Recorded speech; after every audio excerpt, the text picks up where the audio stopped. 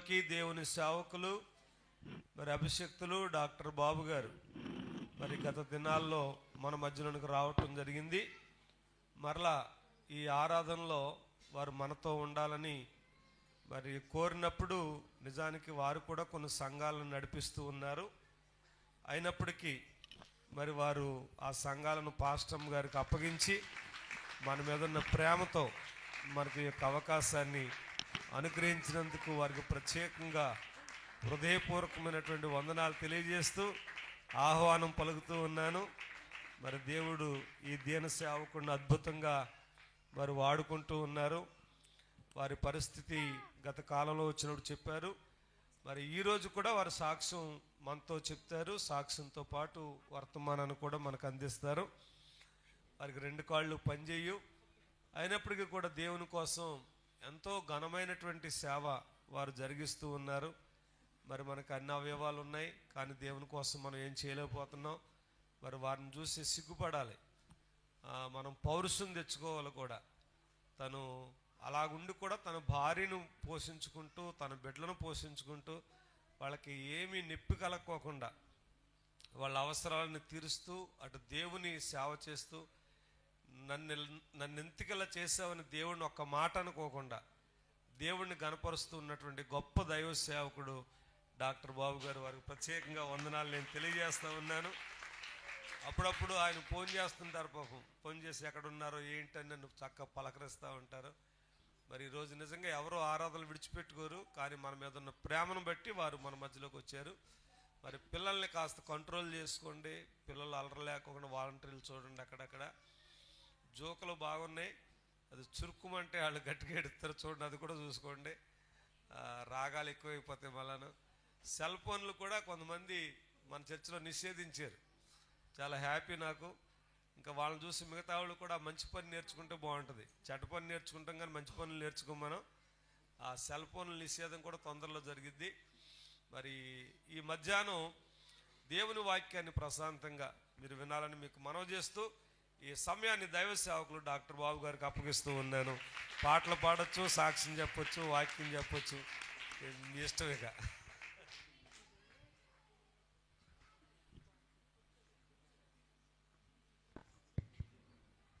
మమ్మల్ని స్థలానికి సకాలములో సజీవముగా సురక్షితముగా తన కృపా బాహువుల మీద మోసుకుని తీసుకొచ్చిన దేవాతి దేవునికి సమస్త ఘనత, మహిమ, ప్రభావములు యుగయుగములు కలుగునుగాక. ఈ స్థలములో కేవలం యేసయ్యకు మాత్రమే మహిమ కలుగునుగాక. మనం ఎవ్వరము కూడా ఆయన మహిమను దొంగిలించకుందుముగాక. సర్వకాలములలో, సర్వలోకములలో, సర్వయుగములలో యేసయ్యకే మహిమ కలుగునుగాక. నన్ను మీ మధ్యకు ప్రేమతో ఆహ్వానించినటువంటి దైవజనులు, తండ్రి సమానులు, మరి నాకెంతో ఇష్టమైన సేవకులు, మరి చాలా చిన్నోడిని, అల్పుణ్ణి, అభాగ్యుణ్ణి, మరి ఎన్నిక లేని వాడిని, గుర్తింపు లేని వాడిని గుర్తించి ప్రోత్సహించి నాకు ఈ అవకాశం కల్పించిన అయ్యగారికి ప్రత్యేక వందనాలు. మీ అందరికీ వందనాలు. నేను ఎంతమంది తెలుసు? నా సాక్ష్యం మీ అందరూ తెలుసు కదా? Okay okay okay. ఒక మాట చెప్పాలి మీ అయ్యగారి గురించి, చెప్పి నేను వాక్యంలోకి వెళ్తాను. నేను స్టెఫెన్ టైర్ లాగా వాడబడేవాడిని. తెలుసా మీకు స్టెఫెన్ టైర్ అంటే? తెలుసా? ఏంటది? మెయిన్ టైర్ అందుబాటులో లేనప్పుడు, పంక్చర్ అయినప్పుడు, అప్పుడు ఏ టైర్ తీస్తారంటే స్టెఫెన్ టైర్ తీసి మరలా తర్వాత మళ్ళీ వెనకాల అలాగనమాట. నేను ఆరాధన చేతకి వెళ్ళేవాడిని కొన్ని ప్రాంతాలకి, తర్వాత సాక్ష్యం చెప్తాకి వెళ్ళేవాడిని, తర్వాత కొన్ని చోట్ల వాక్యం చెప్తాకి వెళ్ళినప్పుడు రామచంద్రపురం, కాటకోటేశ్వరం దగ్గర రామచంద్రపురం అనే ఊరిలో అయ్యగారు డే అండ్ నైట్ రావాలి. మీ అయ్యగారు డే అండ్ నైట్ రాలితే అప్పుడు షుగర్ ఏదో తేడా వచ్చి హాస్పిటల్కి వెళ్తున్నాను నాన్న, ఈ పూటకి అడ్జస్ట్ చేయమని అన్నారంట. అప్పుడు అక్కడ ఆ పాస్టర్ గారు నాకు ఫోన్ చేశారు. అప్పుడు ఫస్ట్ సారి మీ అయ్యగారి స్థానంలో ఒక చిన్న స్టెపిన్ టైర్ లాగా ఆ స్థలానికి వెళ్తే, ఇలాగ అయ్యగారికి కొంచెం హెల్త్ ప్రాబ్లం అయ్యి వెళ్తున్నారంటే, ఆ స్థానంలో కొంచెం నువ్వైతే న్యాయం చేయగలవని వస్తుందే. అయ్యగారి స్థానాన్ని ఎవరు భర్తీ చేయలేరు. మీ అయ్యగారు దేశ విదేశాల్లో వాడబడే గొప్ప దైవజనులు. మీకు మర్మం చెప్పనా, వాస్తవంగా మాలాంటి వాళ్ళు ఎవరు మీకు అవసరమో లేదు. కాకపోతే నూతన ధనం కోసం కొంచెం ఎప్పుడు ఒకే రుచి కాకుండా అప్పుడప్పుడు స్పెషల్ అంటే బాగుంటుందని కదా, అలాగే మాలాంటి వాళ్ళని కూడా ప్రోత్సహించి ఉన్నట్టు ఉంటుందని పిలుస్తారు తప్ప, అసలు మామూలుగా మీ అయ్య గారికే ఖాళీ ఉన్నంత గొప్ప స్పీకర్ మీకు తెలుసో తెలదా మీకు? అవునంటారా కాదంటారా? అలా స్టెపిన్ టైర్ల కింద వాడబడే వ్యక్తిని నేను. ఒకసారి అలాగే ఏజెన్సీ ఏరియాలో కూడా జఫన్య శాస్త్రి గారు పగలు రాత్రి డేట్ ఇస్తే, అయ్య గారు కూడా అలాగే నైట్ వస్తాను పగలు ఏదో కార్యక్రమం ఉందంటే, అప్పటికప్పుడు ఎవరో చెప్తే ఆ ఏజెన్సీ ఏరియాలో కూడా నన్ను కేకైతే, ఇలాగే వచ్చి వాకింగ్ చెప్తే లాస్ట్ ఒక ఆవిడొచ్చి నా చేతులు పట్టుకుని ఏడ్చేసి సారీ చెప్తుంది ఆవిడ. ఇదేంటండి అంటే, ఉదయం సాయంకాలం జఫన్య శాస్త్రి అయ్యగారు అన్నారు, మీరు చూస్తే అమాయకంగా ఉన్నారు, వికలాంగుడిగా ఉన్నారు, చిన్నోడిగా ఉన్నారు, మీరేం చెప్తారు, ఈ పూట తుసుమంటది అనుకున్నారంట పాపం వాళ్ళు. తీరబోతే ఆవిడ అంచనాలన్నీ తారుమారి అని అంట. దేవునికే మహిమ కలుగును గాక. అలాగే నిడదవోల్లో గుణాసామ్యుల అయ్యగారు అని ఒక అయ్యగారు ఉంటారు. కృపా మినిస్టర్స్ మాథ్యూస్ అయ్యగారు తెలుసా? కృపా మినిస్టర్ మాథ్యూస్ అయ్యగారు. ఆయన డే అండ్ నైట్ డేట్ వచ్చి డే ఏదో ఇబ్బంది అయితే అప్పుడు కూడా ఇలాగే నేను చెప్తున్నాను కదా, స్టెపిన్ టైర్ల కింద వెళ్ళేవాడిని. ఇటువంటి పెద్ద పెద్ద అయ్యగారులు అందరికీ కొంచెం బిజీ అవడం వల్ల నాలాంటిగా అవకాశం వచ్చింది. దాన్ని ఒడిసి పట్టుకున్నాం అనమాట. దేవునికి మహిమ కలుగును గాక. నేనేమంటానంటే, కృప. ఇటువంటి గనులు గొప్పవారి స్థానాన్ని మనం భర్తీ చేయలేం, కానీ నాలాంటోడికి అవకాశం ఇవ్వడం కోసం దేవుడు ఆ విధంగా అవకాశం ఇచ్చి, ఒకప్పుడు స్టెపిన్ టైర్ లాగా ఉన్న నేను మీ అయ్యగారు మానేసిన అదే మీటింగు సాయంకాలం వెళ్ళి అయ్యగారితో నేను కలవాలి, చిన్న ప్రార్థన చేయించుకోవాలి, రమ్మంటారా అంటే తప్పకుండా రండి అన్నారు ఆ పాస్టర్ గారు. వెళ్తే మీ అయ్యగారు ఉన్న పైన గదికి వెళ్ళి మీ అయ్యగారు హస్తము నా శిరస్సు మీద వేయించుకుని ప్రార్థన చేయించుకున్నాను బ్రదరు. ఆ రోజు మొదలైంది నాకు. ఏంటి చెప్పాలి మీరు? మంచోళ్ళు అయితే గట్టిగా కొట్టాలి మీరు. మోషే హస్త నిక్షేపణ చేస్తే యెహోషువ జ్ఞానాత్మ పూర్ణుడైపోయాడంట. ఏలియా మీద ఉన్న అభిషేకం ఎలీషా మీదకి వచ్చిందంట. అమ్మా, మరి అయ్యగారి సహవాసంలో శిష్యులు చాలామంది ఉన్నారు, కానీ దేవుడు ఎందుకో ఈ అల్పుడిని, ఈ వికలాంగుడిని గుర్తించి అయ్యగారు హస్తం నా మీద పెట్టారు. ఆ రోజు నుంచి ఈ రోజు దాకా తిరుగుతూనే ఉన్నాను. దేవునికి మహిమ కలుగును గాక. మరి అయ్యగారు మనస్ఫూర్తిగా ప్రార్థన చేశారు. మీ అయ్యగారు ప్రార్థన సామాన్యమైనది కాదు. మనకు దగ్గర ఉన్న వాళ్ళ విలువ తెలియదు. మనకు దగ్గర ఉన్న వాళ్ళ విలువ తెలియదు. అర్థమవుతుందా? మీరు సరిగా ఉపయోగించుకుంటే మీ అయ్యగారు అడుగు పెడితే ఆ గృహం దీవించబడుతుంది. ఆయన హస్తమేస్తే మీ బిడ్డలు జ్ఞానవంతులు అవుతారు. ఉదాహరణకి నేనే. మీకు అర్థమవుతుందా?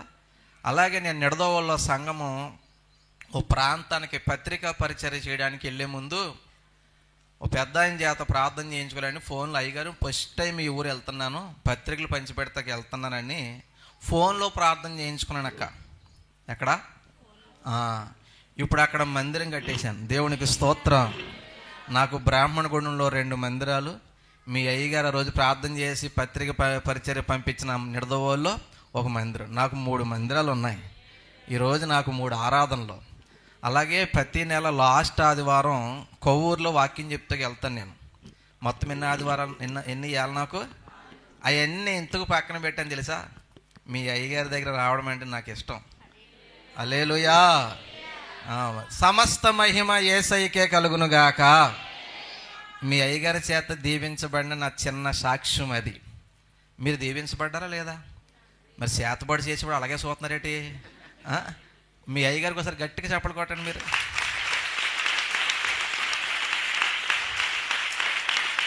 దేవునికి స్తోత్రం. హల్లెలూయా.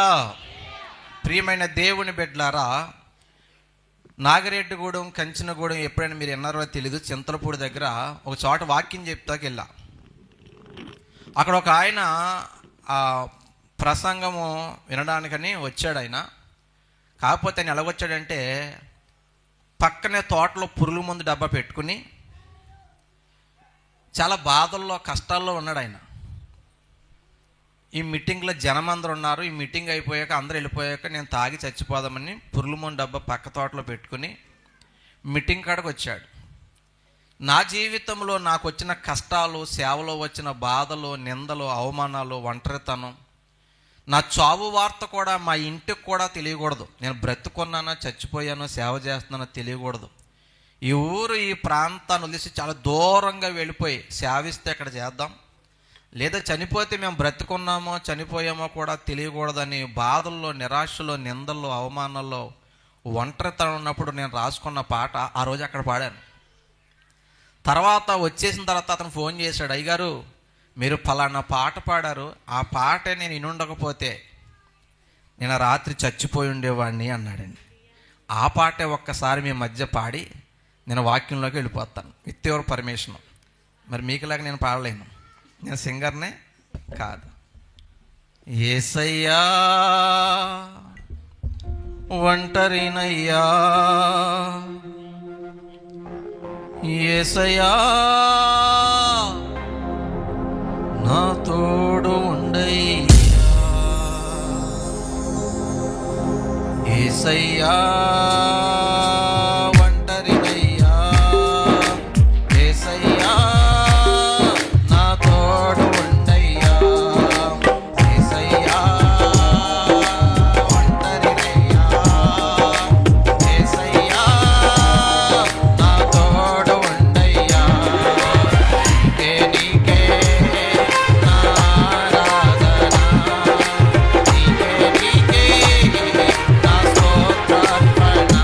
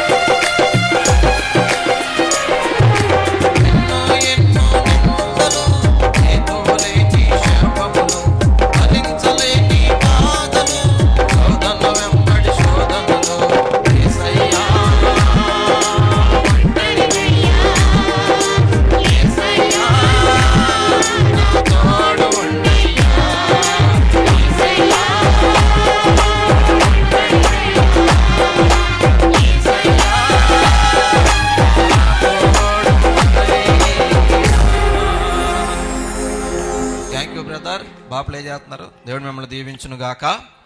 ఒక వాక్య భాగాన్ని చదువుకుందాం. ప్రకటన గ్రంథము 16వ అధ్యాయము 16వ వచనం. ప్రకటన గ్రంథము 16వ అధ్యాయము 16వ వచనం. ఇదిగో నేను, అందరూ తీసుకోండి అమ్మా. ఉందా బైబిల్లో ఆ పుస్తకం ఉందా? కొంతమందికి ఆది కాండం ప్రకటన గ్రంథం ఉండదంట కదా, చింపేస్తారంట కదా. ఓ సంఘానికి వెళ్తే పిల్లోడు శివుడెత్తుంటే ఆవిడకి ఏమీ దొరక్క బైబిల్లో పరకమని చింపేసింది ఆవిడ. మీరు అటువంటి వాళ్ళు కాదు కదమ్మా. ఉందా పుస్తకమా? చదవండి. 16. ఇదిగో నేను దొంగవలే వచ్చుచున్నాను. చదువమ్మా. తాను దిగంబరుడిగా సంచరించుచున్నందున జనులు తన దిశములను చూతురేమో అని మెలకుగా ఉండి తన వస్త్రమును కాపాడుకునేవాడు ధన్యుడు. చేసుకోండి. తన వస్త్రమును కాపాడుకునివాడు ధన్యుడు. చిన్న ప్రార్థన. మహోన్నతుడా, మహాగణుడా, అల్పుడునయ్యా, ఏ వేదాంత విద్య లేని వెర్రివాణ్ణి, కేవలం నీ కృపతో బ్రతుకుతూ సాగుతున్నవాణ్ణయ్యా, నన్ను నేల మట్టుకు తగ్గించి పెట్టండి అయ్యా. మీరే కనబడాలి, మీరే మాట్లాడాలి. ఇక్కడున్న ప్రజల పరిస్థితి నీకు తెలుసు అయ్యా. ఎవరికి ఏ మాటలు అవసరమో నీకు తెలుసు. నువ్వు మాట్లాడితే మాకు మేలయ్యా. ఇర్మియా నోట మీ మాటలు ఉంచినట్లు నా నోట మీ మాటలుంచి ప్రభువా, వాక్యపు వెలుగులో మీరే ప్రత్యక్షం అవ్వండి. ఏలుబడి చేస్తున్న నిద్రాత్మలు, చీకటి శక్తులు, వ్యతిరేక శక్తులు లయపరచండి నాయన. నువ్వు మాట్లాడుతుండగా లూదియా హృదయము తెరవబడినట్లు అందరూ హృదయాలు తెరవండి నాయన. ఈ కడవరి దినాల్లో సంఘానికి కావలసిన మాటలు మీరు బోధించుమని మా మంచి బోధకుడైన యేసు నామమున ప్రార్థిస్తున్నాను పరమ తండ్రి, ఆమేన్. ప్రభునందు ప్రియమైనటువంటి దేవుని పిల్లలారా, అందరు ఇంకా నా వైపు చూడండి. బైబిల్ ఇంక ఇంటికాడ చదువుకుందరు కానీ. గురుముఖస్య విద్యా లభ్యతే, అన్యముఖస్య వ్యర్థం శూన్యం లభ్యతే అన్నారు. చెప్పేవాడు గురువు అనుకుంటే అతను ముఖం చూస్తూ వింటే పాఠమైన వాక్యమైన బాగా అర్థమవుతుంది. అన్యముఖస్య, అటు ఇటు చూస్తే వ్యర్థం శూన్యం లభ్యతే, చివరికి వ్యర్థం శూన్యం తప్ప ఏముండదు. నేను మీ అంత అందంగా లేకపోయినా కానీ, అందం కోసం కాదు కానీ వాక్యం కోసం నా ముఖం చూస్తూనే వినాలి మీరు. నేను ఒకప్పుడు లెక్చరర్ జాబ్ చేశాను, ఒకప్పుడు నేను మోటివేషనల్ స్పీకర్ని, ఒకప్పుడు నేను సైకాలజీ లెక్చరర్ని, ఒకప్పుడు నేను హై స్కూల్ టీచర్ని. ఇవన్నిటిలో మేము అనుసరించే పందా ఏంటంటే చెప్పుకుంటూ వెళ్ళిపోతాం ఉండదు. మధ్య మధ్యలో క్వశ్చనింగ్ ఉంటుంది. అంటే మధ్య మధ్యలో మేము ఏం చేస్తామంటే ప్రశ్నలు వేస్తాం. ఎందుకంటే పిల్లగాళ్ళు విన్నట్టే ఉంటారు, యాక్ట్ చేస్తారు. పాఠం చెప్పినప్పుడు తలకాయ ఊపుతారు. ఏమ్మా, తీరా ఎగ్జామ్ పెట్టి రిజల్ట్ వచ్చినా అర్థమవుతాడు. కథ ఏంటో, వాడి దొమ్మ ఏంటో, వాడి వ్యవహారం ఏంటో. అమ్మ అర్థమవుతుందా? ఇక్కడ చాలామంది విన్నట్టే ఉంటారు, ఉన్నట్టే ఉంటారు, కానీ మనసులు ఎక్కడెక్కడికో వెళ్ళిపోతాయి. మనసు కోతంట కదా, ఒక కొమ్మ మీద ఉండదు కదా. కాబట్టి మీ మనస్సు ఇక్కడే ఉందో లేదో, మీరు వింటున్నారో లేదో అని మధ్య మధ్యలో నేను ఖచ్చితంగా ఏమడుగుతానంటే ప్రశ్నలు వేస్తాను. ఎక్కువగా నిద్రపోయే వాళ్ళని, విన్నట్టు యాక్ట్ చేస్తున్న వాళ్ళని, పిల్లలతో ఆడుకున్న వాళ్ళకి ఎక్కువ వస్తాయి ఆఫర్లు. మీ అందరూ బాగా వింటే, బాగా చెప్తే అయ్యగారు నాకు ఏమైనా కోనకిస్తే మీకు దశమ భాగం ఇచ్చి వెళ్తాను. మీరు బాగా చెప్పకపోతే అది కూడా నేనే పట్టిపోతాను. ఓకేనా? సరే, అసలు విషయము, ఈ ప్రకటన గ్రంథం అనేది ఒక అద్భుతమైన పుస్తకం. ప్రకటన గ్రంథము అర్థమైపోతే ప్రపంచ భవిష్యత్తు తెలుసుకున్నట్టే. ఈ బైబిల్ గ్రంథంలో ప్రకటన గ్రంథం లేకపోతే క్రైస్తవం యొక్క భవిష్యత్తు అయోమయంగా ఉండేది. అప్పుడు మనం చిలక ప్రశ్నలు, జరిగేది చెబుతాం, జరగబోయేది చెప్తాం అన్న వాడిని గుడ్డిగా నమ్మవలసి వచ్చేది. కానీ ఈ ప్రకటన గ్రంథం ఉండడం వల్ల మనం ఏది గుడ్డిగా నమ్మవలసిన అవసరత లేదు.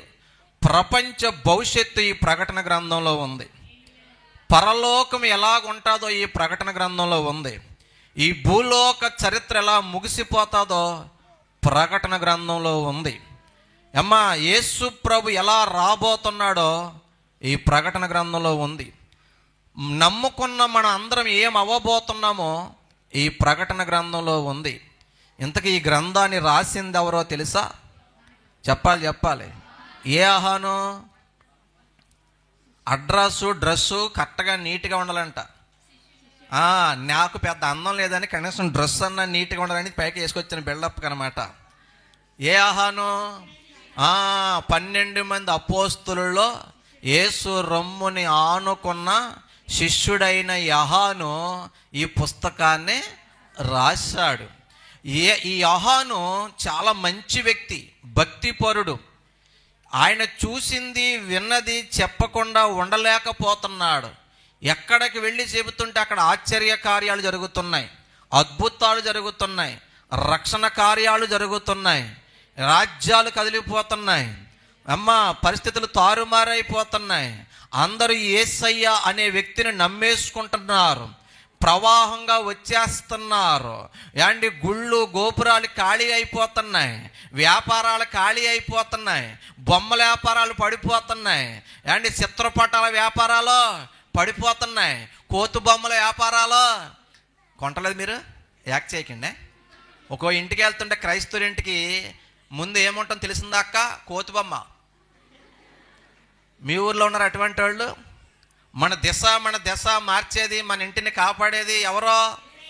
మరి కోతిబొమ్మ ఎందుకు మాట్లాడతలేదు మీరు?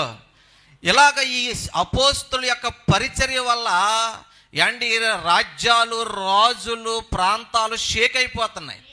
అలా షేక్ చేసిన వాళ్ళు ఒకడెవడంటే యోహాను గారు. పిలిచారు, రేయ్ యోహాను, వినాలే, ఏంటి నువ్వు చేస్తున్న పని ఏంటి?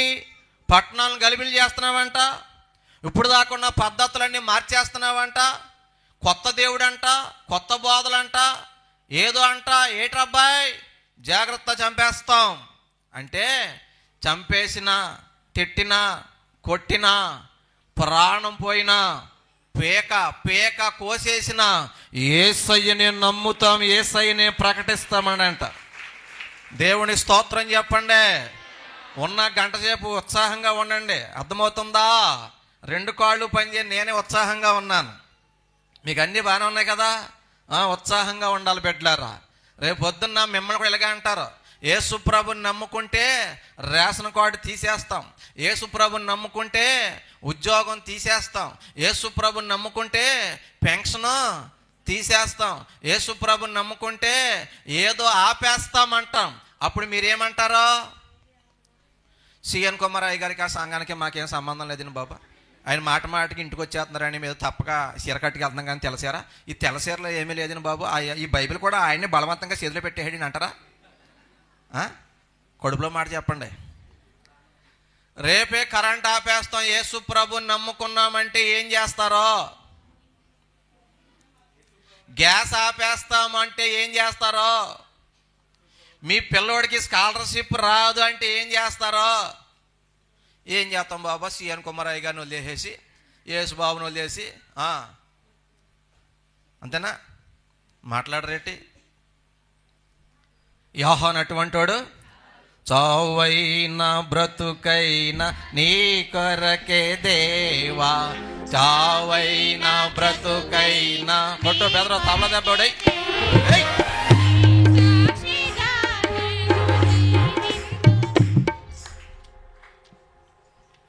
పాటలోనేమో చాలా డెప్త్ ఉంది, మీరేమో ఆకార రాగంలో పాడుతున్నారు, దాన్ని సావు రాగం అంటారు. నాకు అసలే రాదు, మిమ్మల్ని చూసి సెలరైపోదాం అనుకున్నాను. వద్దు, మేము పాడొద్దు, వినండి బిడ్డలారా.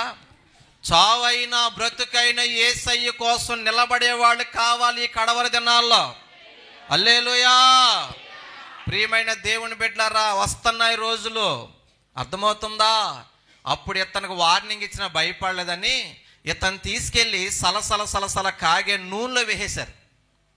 ఆయన బాడీని ఈ పక్కన గుంజ కట్టి, మధ్యలో తాడు కట్టి, ఒక గిలక కట్టి ఆయన బాడీ నూనెలో దింపుతుంటే ఆయన బాడీ టచ్ అయినప్పటికీ సలసల కాగే నూనె చల్లబడిపోయిందంట. కొట్టో దేవుడికి.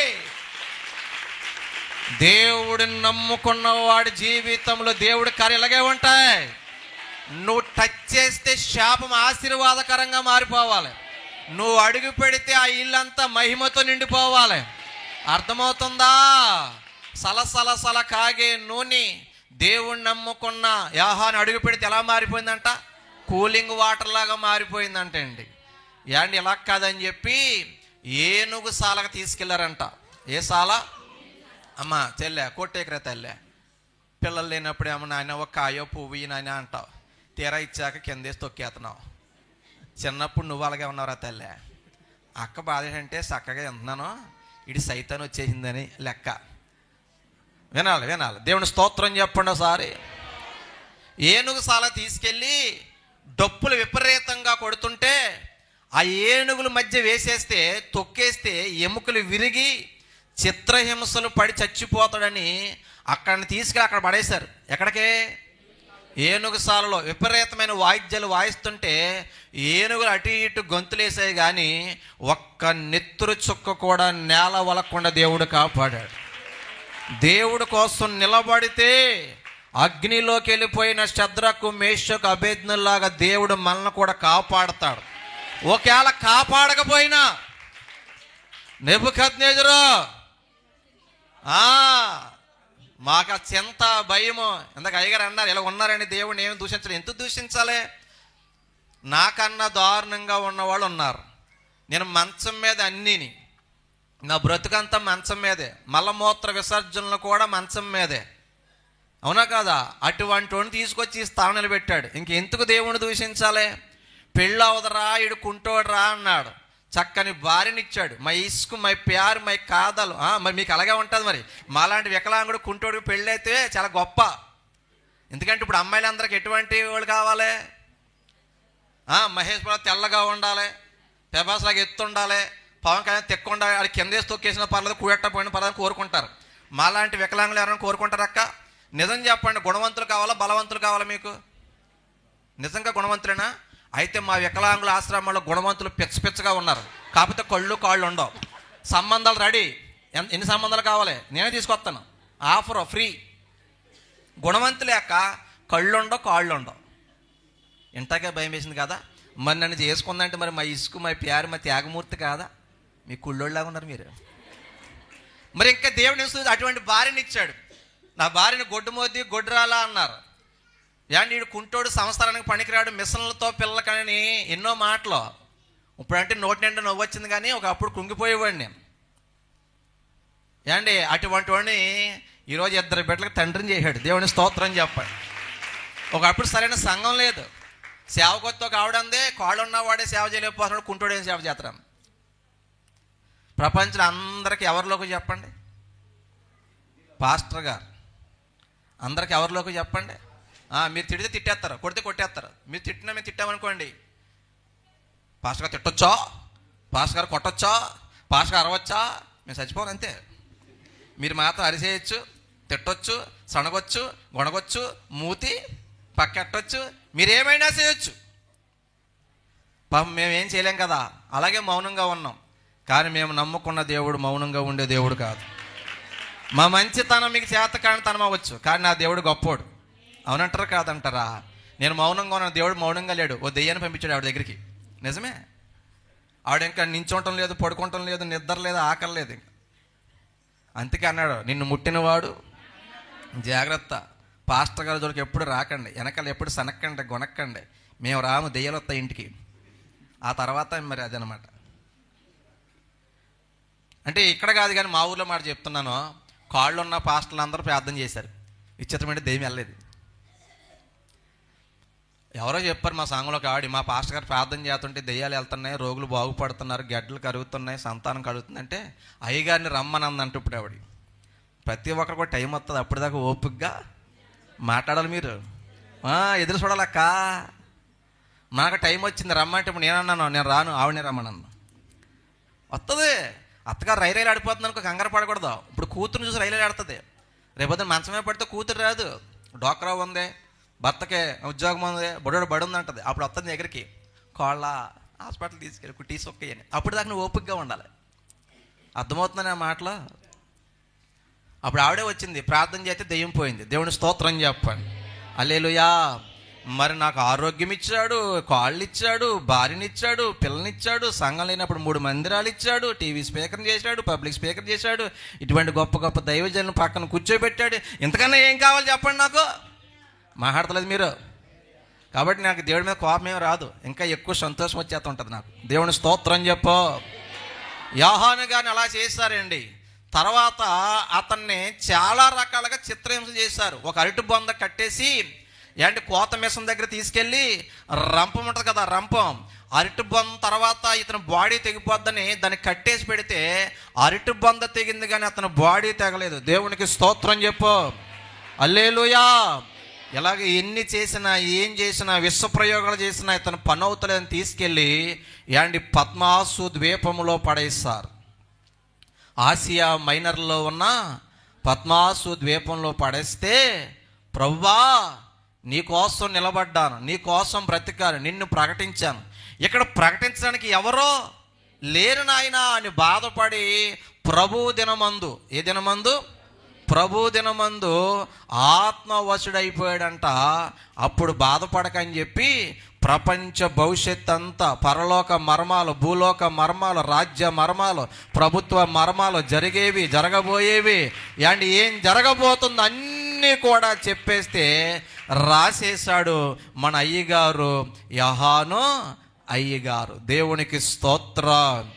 ఆయన రాసిన అనేక మాటలు ఒక మాట ఏంటంటే మనం ఇప్పుడు చదువుకున్నాము, తన వస్త్రము కాపాడుకోవాలి. దేవుడు వచ్చేస్తున్నాడు, దొంగవలే వచ్చేస్తున్నాడు. ఏం కాపాడుకోవాలంటున్నాడు చెప్పండి? ఎవరన్నా ఏం కాపాడుకుంటారో అమ్మా? డబ్బు కాపాడుకుంటారు, బంగారము కాపాడుకుంటారు. ఇదేంటి ఇలా రాశాడు? దీని వెనకాల ఉన్న మర్మాలు 2-3 సమయానికి మనం చెప్పుకుని ముగించుకుందాం. మిమ్మల్ని అడుగుతున్నాను, చెప్పండి. ఒకడు యెరూషలేము నుంచి యెరికో వెళుతున్నాడు. ఎక్కడి నుంచి ఎక్కడికి వెళ్తున్నాడు? యెరూషలేము నుంచి యెరికో వెళ్తున్నాడు. అతను ఎవరి చేతికి చిక్కాడంట? మీరు నెతక్కండి అక్క, కావలసినప్పుడు నేనే ఇస్తాను రిఫరెన్స్. మనంతా ఆత్రం ఆంధ్ర వాళ్ళం కదా, నేను అబద్ధం చెప్పనా? తర్వాత ఎదురుగానే అదంతా లోక 10-30లో ఉంటుంది. ఇప్పుడు గుండె చల్లగా ఉందా? ఎందుకంట ఆవేశం. వినండి వినండి అమ్మా, వినాలి వినాలి. దొంగల చేతి చిక్కాడు కదా, ఏం దోచుకుంటారో దొంగోడు? అమ్మా, బంగారము. అక్క నువ్వు నాకులాగా అర్థం తప్ప మిగతా వాడు అంతా డోకర్లో ఉన్నారు, డబ్బులు వస్తే కానీ మాట్లాడరు. ఏం దోచుకుంటారు రా దొంగోళ్ళు? అమ్మా అందరూ చెప్పండి, వెనకల వాళ్ళు చెప్పండి, ఏం దోచుకుంటారు దొంగోడు? కానీ లోకాసువార్త 10:30 చదవండి. ఇప్పుడు చదవండి. లోకాసువార్త 10వ అధ్యాయము 30వ వచనం. యెరూషలేము అంటే అమ్మా వినాలి, సంఘము. వినాలి, జాగ్రత్తగా వినండి. కొద్దిసేపు ఇక్కడ ధ్యానం చేద్దాం. యెరూషలేము అంటే ఏంటి చెప్పండి? సంఘము. యెరూషలేములో మందిరం ఉంది. యెరూషలేము దేవుడు దర్శించే స్థలము. యెరూషలేములో యాజకులు ఉన్నారు. యెరూషలేములో పరిశుద్ధుల సహవాసము ఉంది. ఇప్పుడు దేవుని మందిరం ఉన్న ప్రాంతాన్ని, యాజకులు సహవాసం ఉన్న ప్రాంతాన్ని, దేవుడు దర్శించే స్థలాన్ని విడిచి ఎక్కడికి వెళ్తాడంట? యెరికో అంటే పాపముతో నిండిపోయిన ప్రాంతం. అమ్మా నా వైపు చూడండి తల్లి. యెరికో అంటే పాపముతో నిండిపోయిన ప్రాంతం, శపితమైన ప్రాంతం, వావి వరసలు లేకుండా పాపం చేసే ప్రాంతం, మొగోళ్ళతో పాపం చేసే ప్రాంతం, ఆడవాళ్ళతో కాపురం చేసే ప్రాంతం. అది విగ్రహాలతో నిండిపోయిన ప్రాంతం. అండి అది ఏమాత్రం కూడా ఆశీర్వాదమైన ప్రాంతము కాదు. ఏది? యెరికో. ప్రియమైన దేవుని బిడ్డలారా, యెరూషలేముని విడిచి వెళ్ళడం అంటే సహవాసాన్ని విడిచి వెళ్ళడం, దైవజనులు ఉండే ప్రాంతాన్ని విడిచి వెళ్ళడం, దేవుడు దర్శించే ప్రాంతం విడిచి వెళ్ళడం. యెరూషలేములో దేవుని మందిరం ఉంది. ఒక్క మాటలో చెప్పాలంటే దేవుని మందిరాన్ని విడిచి వెళ్ళడం. అంటే దేవుని మందిరాన్ని విడిచిపెట్టిన, దైవజనుల సహవాసాన్ని విడిచిపెట్టిన, పరిశుద్ధుల సహవాసాన్ని విడిచిపెట్టిన, సంఘాన్ని విడిచిపెట్టిన జరిగేది నష్టమే, జరిగేది కీడే. కాబట్టి మీకు నియామక కోటాలు ఉన్నప్పుడు, ఆదివారపు ఆరాధనలు ఉన్నప్పుడు మనం ఈ సహవాసాన్ని ఏం చేయకూడదో చెప్పాలి, విడిచిపెట్టకూడదో. విడిచిపెట్టే వాళ్ళు చాలామంది ఉన్నారా లేరా? ప్రియమైన దేవుని బిడ్డలారా, ప్రాణము పోయే స్థితి వస్తే, లేవలేని స్థితి వస్తే, ఇంకా తప్పని పరిస్థితి తప్ప యాండి మందిరం ఏం చేయకూడదు, విడిచిపెట్టకూడదు. మనోడు యెరూషలేముని విడిచి యెరికోకి వెళుతున్నాడు. ఏం జరిగిందంట? దొంగల చేతికి చిక్కాడు. వారు అతని బట్టలు దోచుకొని ఏం దోచుకున్నారంట? నా పాయింటే ఇది. సాధారణంగా దొంగలంటే బంగారం దోచుకుంటారు, వెండి దోచుకుంటారు, నగలు దోచుకుంటారు, అవును కదా? కానీ బంగారము దోచుకోలేదు, వెండి దోచుకోలేదు, డబ్బు దోచుకోలేదు. అతని దగ్గర ఏం దోచుకున్నారు? బట్టలు, వస్త్రాలు. ప్రియమైన దేవుని బిడ్డలారా, ఆ యెరూషలేము నుంచి యెరికో వెళుతుంది మనమే. ఆ దొంగోడు సాతానుగాడు. ఆ దొంగోడు ఎవరు చెప్పండి? సాతానుగాడు. సాతానుగాడు ఫస్ట్ నుంచి టార్గెట్ తెలుసా? బట్టలే తీసేయాలి, దిగంబరులను చేసేయాలి. అమ్మా, దిగంబరులు చేస్తే మనం దేవుని ఎదుటికి వెళ్ళలేము. దిగంబరులమైతే సమాజంలో తిరగలేము. దిగంబరులమైతే మందిరానికి రాలేము. దిగంబరమైతే మన ముఖము ఎవరికి చూపించలేము. మీరు ఆది కాలం నుంచి చూసుకుంటే ఏదేను తోటలోకి వచ్చినటువంటి దొంగోడు ఎవడాడు చెప్పాలి? మీరు మీ చుట్టమేటి అంత గౌరవంగా మాట్లాడుతున్నారు ఆయన గురించి? ఆడే సైతానుగాడు. యాండి వాళ్ళ దగ్గర నుంచి బంగారం దోచుకున్నాడా, వెండి దోచుకున్నాడా? వాళ్ళకిచ్చిన మహిమ వస్త్రం పోయేలాగా చేశాడు.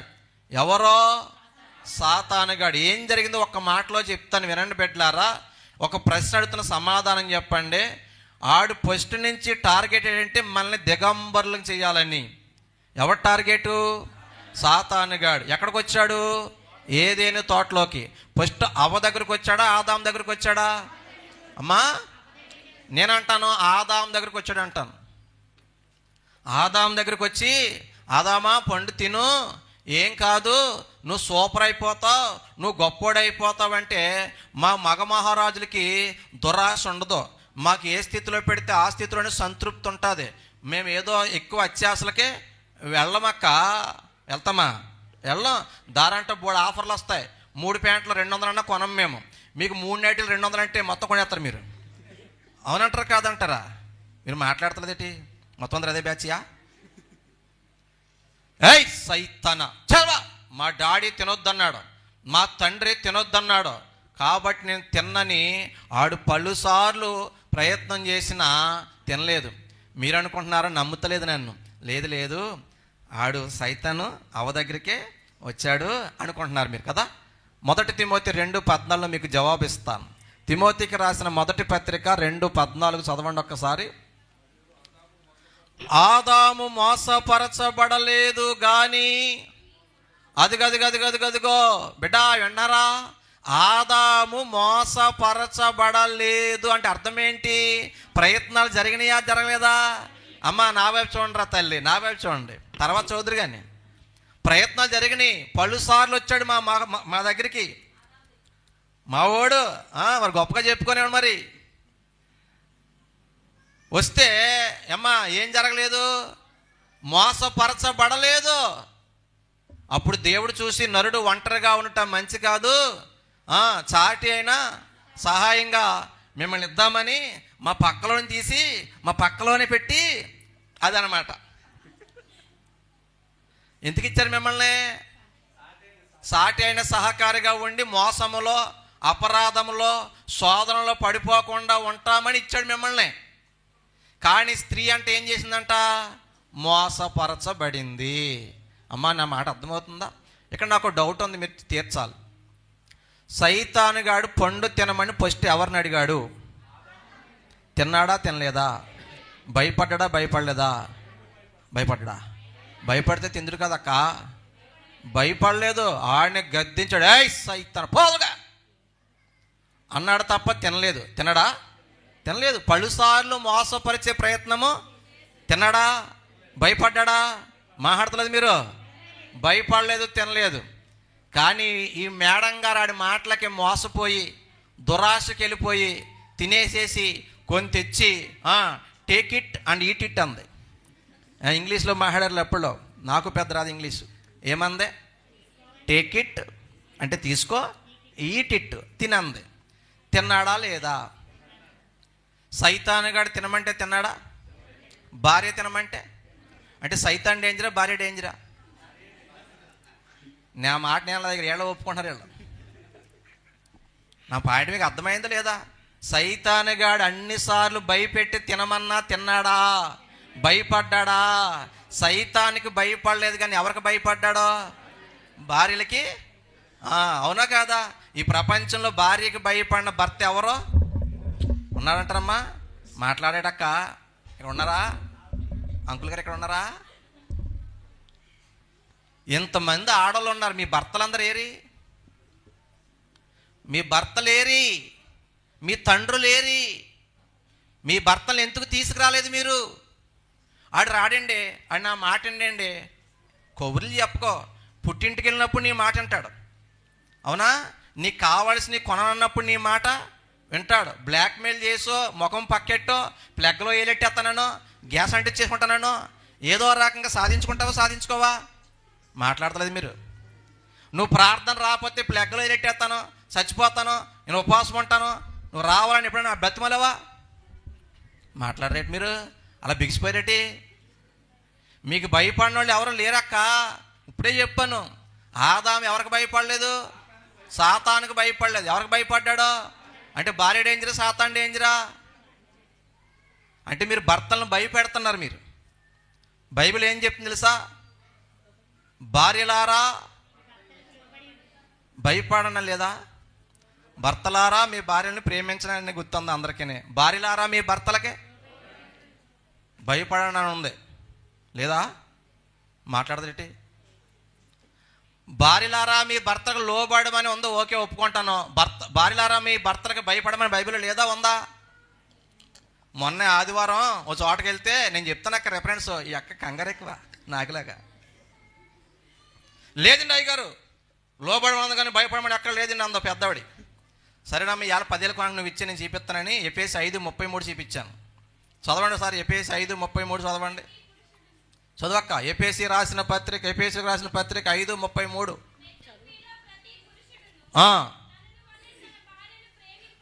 మేమేమో భార్యలను ప్రేమించాలంట. భార్య అయితే మరి ఇందాకేమన్నారు మీరు? భార్య అయితే భర్త యందు ఏం కలిగి ఉండాలంట? మీరు భయం కలిగి ఉన్నారా, భయపెడుతున్నారా? మాట్లాడతలేదు మీరు. నిజం చెప్పండి, మీ భర్తలకు మీరు భయపడుతున్నారా, భయపెడుతున్నారా?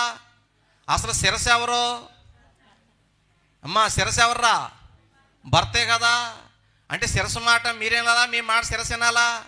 ఓ పెద్ద ఆయన అన్నాడు, శిరస్సు భర్తే కానీ మెడ భార్య అంట. మెడ ఎటు తిరిగితే శిరస్సు అటు తిరుగుతుంది. మీరు అలా చేసి కొమ్ముంచారు. ఆ ఏదైనా తోటలో పెట్టినప్పుడు సైతానుగాడు వచ్చి వాళ్ళని భయపెట్టి, అమ్మా అమ్మా అమ్మా అమ్మ వినాలి నా వైపు చూడరా, భయపెట్టి సాధించలేదు, భ్రమ పెట్టి సాధించాడు. భ్రమ పెట్టాడు, కానీ ఆ భ్రమలో, ఆ భయములో, ఆ శోధనలో ఆదాం పడలేదు, కానీ అవ్వ పడిపోయింది. తెచ్చి భర్తకిచ్చింది. ఇద్దరు తినేస్తే వాళ్ళు ఏమైపోయారంటే ఆదికాండం 3:7 ప్రకారం, మీరు చదవద్దులు వినండి, టైం అయిపోతుంది కదా మనకి. దిగంబరులు అయిపోయారు. ఏమైపోయారు? దిగంబరులు అయిపోయారు. అంటే ఏం కోల్పోయారు? వస్త్రము కోల్పోయారు. అప్పుడు దాకా వారి శరీరం మీద మహిమ వస్త్రం ఉందండి. మన మూలవాక్యం అదే, నీ వస్త్రము జాగ్రత్తగా కాపాడుకో, నీ దిశమల కనబడకుండానట్లు వాడు దొంగిలించకుండా ఏం కాపాడుకోమన్నాడు? వస్త్రమే. అక్కడి నుంచి స్టార్ట్ అయింది. ఏదేను తోటలో పోయిన వస్త్రము ఇవ్వడము కోసమే. ప్రియమైన దేవుని బిడ్డలారా, ఆ రోజు నుంచి జగత్తు పునాది వేయబడక ముందే వధించబడిన గొర్రె పిల్ల యేసయ్య ఒక వస్త్రం ఇచ్చాడు. ఇచ్చాడా, ఇవ్వలేదా? ఆ రోజు వాళ్ళు దిగంబరులు అయిపోయారండి. దిగంబరులు అయిపోయిన తర్వాత వాళ్ళు దేవుడు ముందుకు వెళ్తాక అవకాశము లేదు, దాక్కున్నారండి. ఎందుకు దాక్కోవలసి వచ్చిన పరిస్థితి వచ్చింది?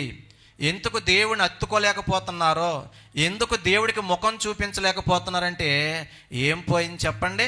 వస్త్రం పోయింది. అమ్మ మీకు అర్థమవుతున్నాయి నా మాటలు?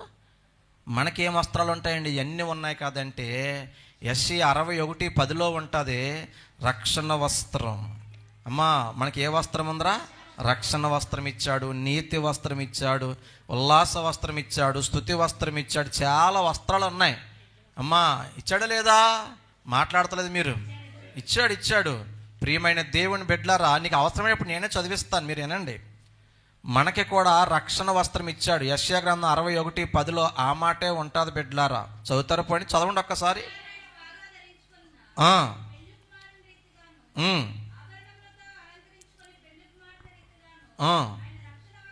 అది ఏ వస్త్రం అక్క? రక్షణ వస్త్రములను మనకు ధరింప. చాలు. నా వైపు చూడండి, నా వైపు చూడండి. ఈ వస్త్రాలు మనం పోగొట్టుకోకూడదు. వస్త్రం అంటే రక్షణ. అమ్మా ఏంటి చెప్పండి? రక్షణ. ఈరోజు రక్షణ వస్త్రాన్ని లాగేయడానికి ఒక దొంగోడు వస్తున్నాడు. ఆ దొంగోడు పేరే సాతాను.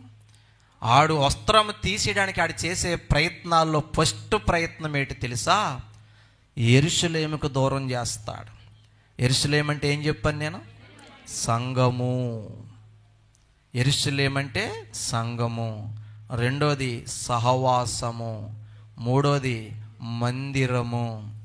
నాలుగోది యాజకులతో సహవాసము. ఐదోది పరిశుద్ధులతో సహవాసం. ఇవన్నీ కూడా యెరూషలేములో ఉన్నాయి. యెరూషలేములో మందిరం ఉందా లేదా? యెరూషలేములో పరిశుద్ధుల సహవాసం ఉందా లేదా? యెరూషలేములో యాజకులు ఉన్నారా లేదా? ఇప్పుడు అది దూరం చేస్తే మనము ఆడి కుయుక్తిలో పడిపోతాం. కాబట్టి ఎప్పటికీ మీరు ఏం మర్చిపోకూడదు, ఏం మానకూడదంటే సంఘము మానకూడదు, సహవాసము మానకూడదు. కొంతమంది ఈ సహవాసాన్ని మానేస్తూ ఉంటారు, సంఘాన్ని విడిచిపెడతారు, మందిరాన్ని విడిచిపెడతారు, దేవుణ్ణి విడిచిపెడతారు. ఒక్క మాటలో చెప్పనా? దేవుడికి వేరుగా ఉండి నువ్వు నేను ఏమీ చెయ్యలేము, ఏమీ సాధించలేము. అవునంటారా కాదంటారా? ఓ తాగుబోతోడు, ఒక వ్యభిచారి, ఒక పేకాటగాడు యాండి దేవుని కృపచేత ఒక ప్రాంతంలో నేను సేవ చేసినప్పుడు గర్పడిన ఊర్లో రక్షించబడ్డాడు. అంతా బాగానే ఉంది. కొంతకాలం తర్వాత ప్రార్థన కొత్తం మానేశాడండి. సంక్రాంతి వచ్చిందప్పుడు, అమ్మ వినాలరా, సంక్రాంతి వచ్చిన తర్వాత మొత్తం మానేశాడు. ఓసారి ఎదురైపోయాడు. ఇదేంటండి ఎలీషా గారు, ఇదేం పని అండి? దేవుణ్ణి మర్చిపోయారండి, ఇదిగో మీరు ప్రార్థన మానేస్తారండి అంటే టప్మని సంకలో ఉన్నటువంటి కోడిపుంజు కిందెట్టి బీడీ పక్కన పడేసి ఆడి కోపం వచ్చేసింది.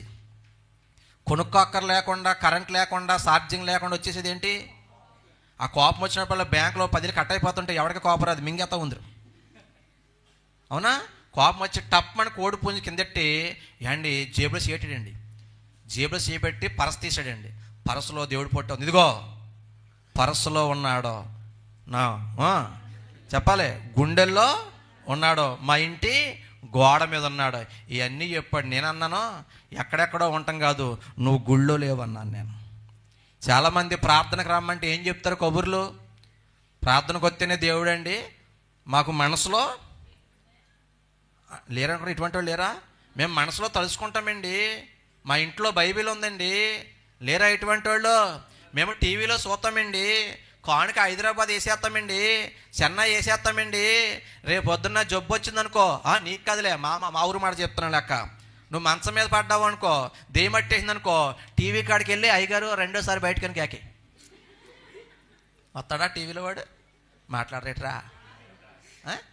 మరి అక్కడ వేసేస్తున్నావు కానుక, ఇక్కడ ఆహారం తిని బలపడుతున్నావా లేదా? మాట్లాడక్క, కొంపతి వెళ్ళిపోయింది హైదరాబాదు.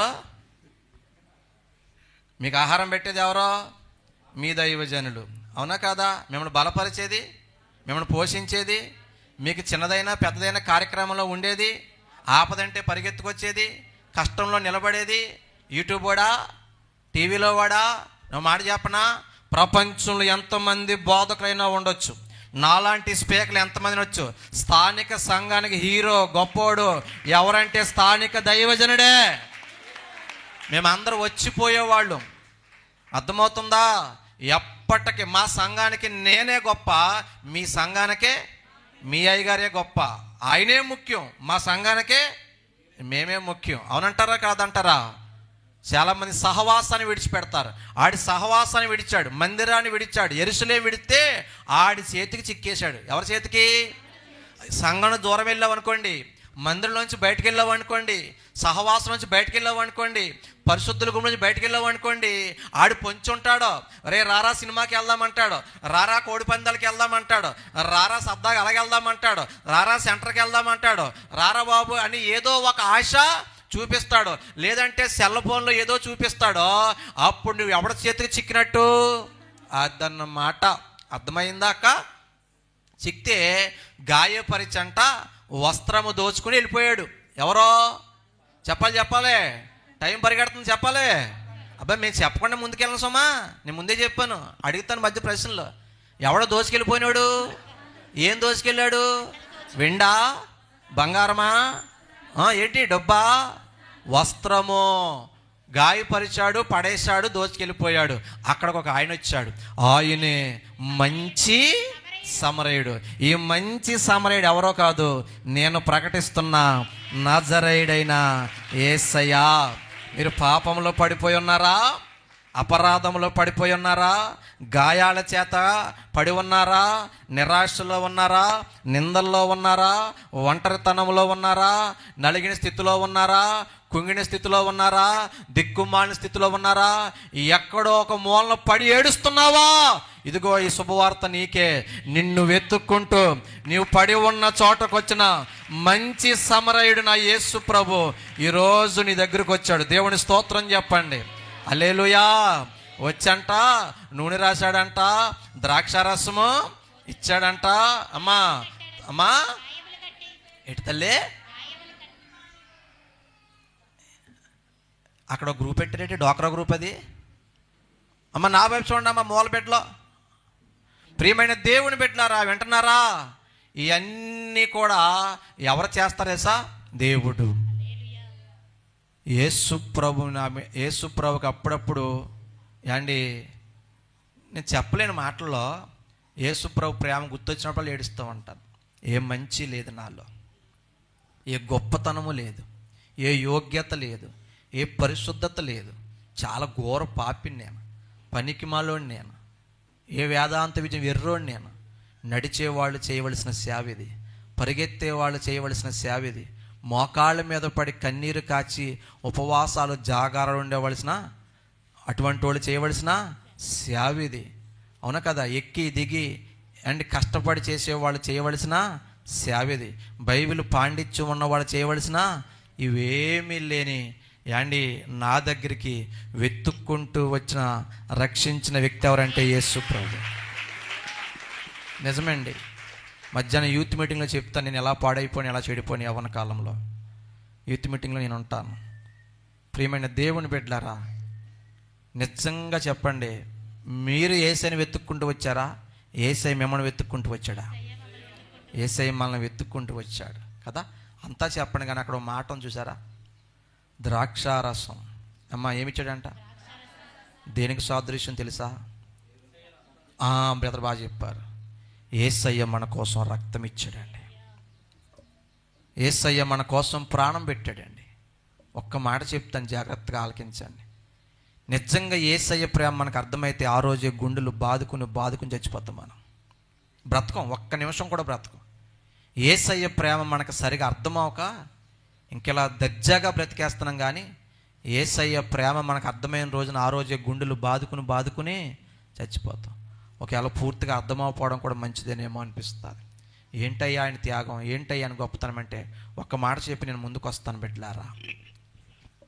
ఎంతోమందిని హీరోలుగా చూపిస్తున్నాను నేను. యేసయ్య లాంటి రియల్ హీరో, ప్రేమమయుడు, గొప్పమయుడు, ఇటువంటి వాడిని హీరోగా చూపించాలని మెల్ గిబ్సన్ అనే ఒక డైరెక్టర్ ఒక సినిమా తీయాలనుకున్నాడు. ఆయన జీవితం అంతా నేను సినిమా తీయను, కానీ ఆయన జీవితంలో లాస్ట్ 48 గంటల్లో ఏం జరిగిందో నేను సినిమా తీస్తాననుకుని చెప్పి సినిమా తీశాడు. ఆ సినిమా పేరే ప్యాషన్ ఆఫ్ ది క్రైస్ట్. ఈ సినిమా అందరూ చూడాలి. ఈ సినిమా అందరూ చూడాలి. ఏ సినిమా చూసారు అందరూ కూడా? ఆ సినిమా చూస్తే ఒక్కొక్క దృశ్యం అయితే మనం చూడలేం.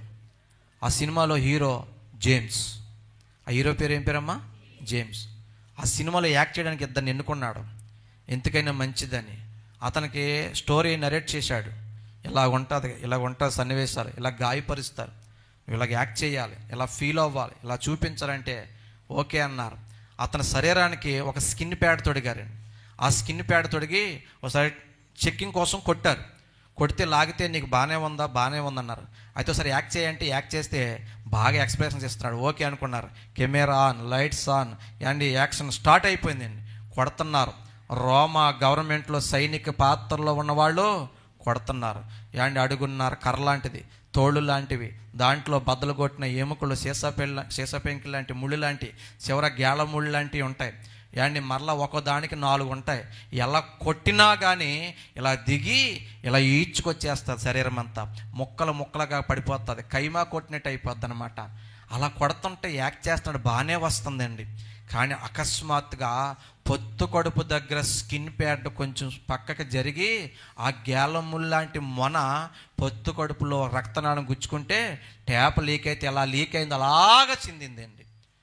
చాలా అంత రక్తమైపోయింది. స్పృహ తప్పి పడిపోయాడు అతను. అండ్ హుటాహుటిన హాస్పిటల్ తీసుకెళ్లారు. అతనికి 12 కుట్లు పడ్డాయండి. మనస్సు పెట్టి వినండి, ఇది ఆశీర్వాదం మెసేజ్ కాదు ఇది, అది నేనే చెప్పగలదని. ప్రజెంట్ ఈ వర్తమానం జాగ్రత్తగా వినండి.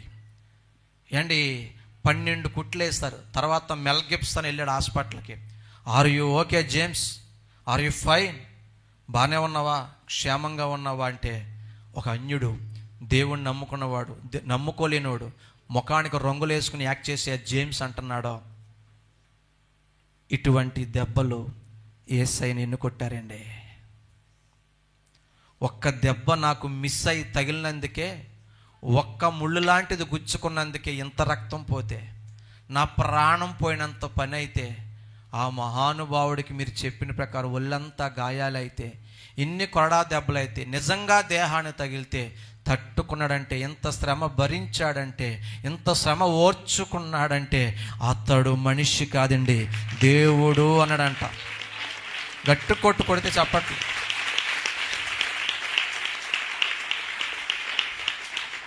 కఠినమైన మనస్సులకు అర్థం కాదు కానీ బిడ్డ, నిజంగా నేను సరిగా చెప్పలేకపోయి ఉండొచ్చు.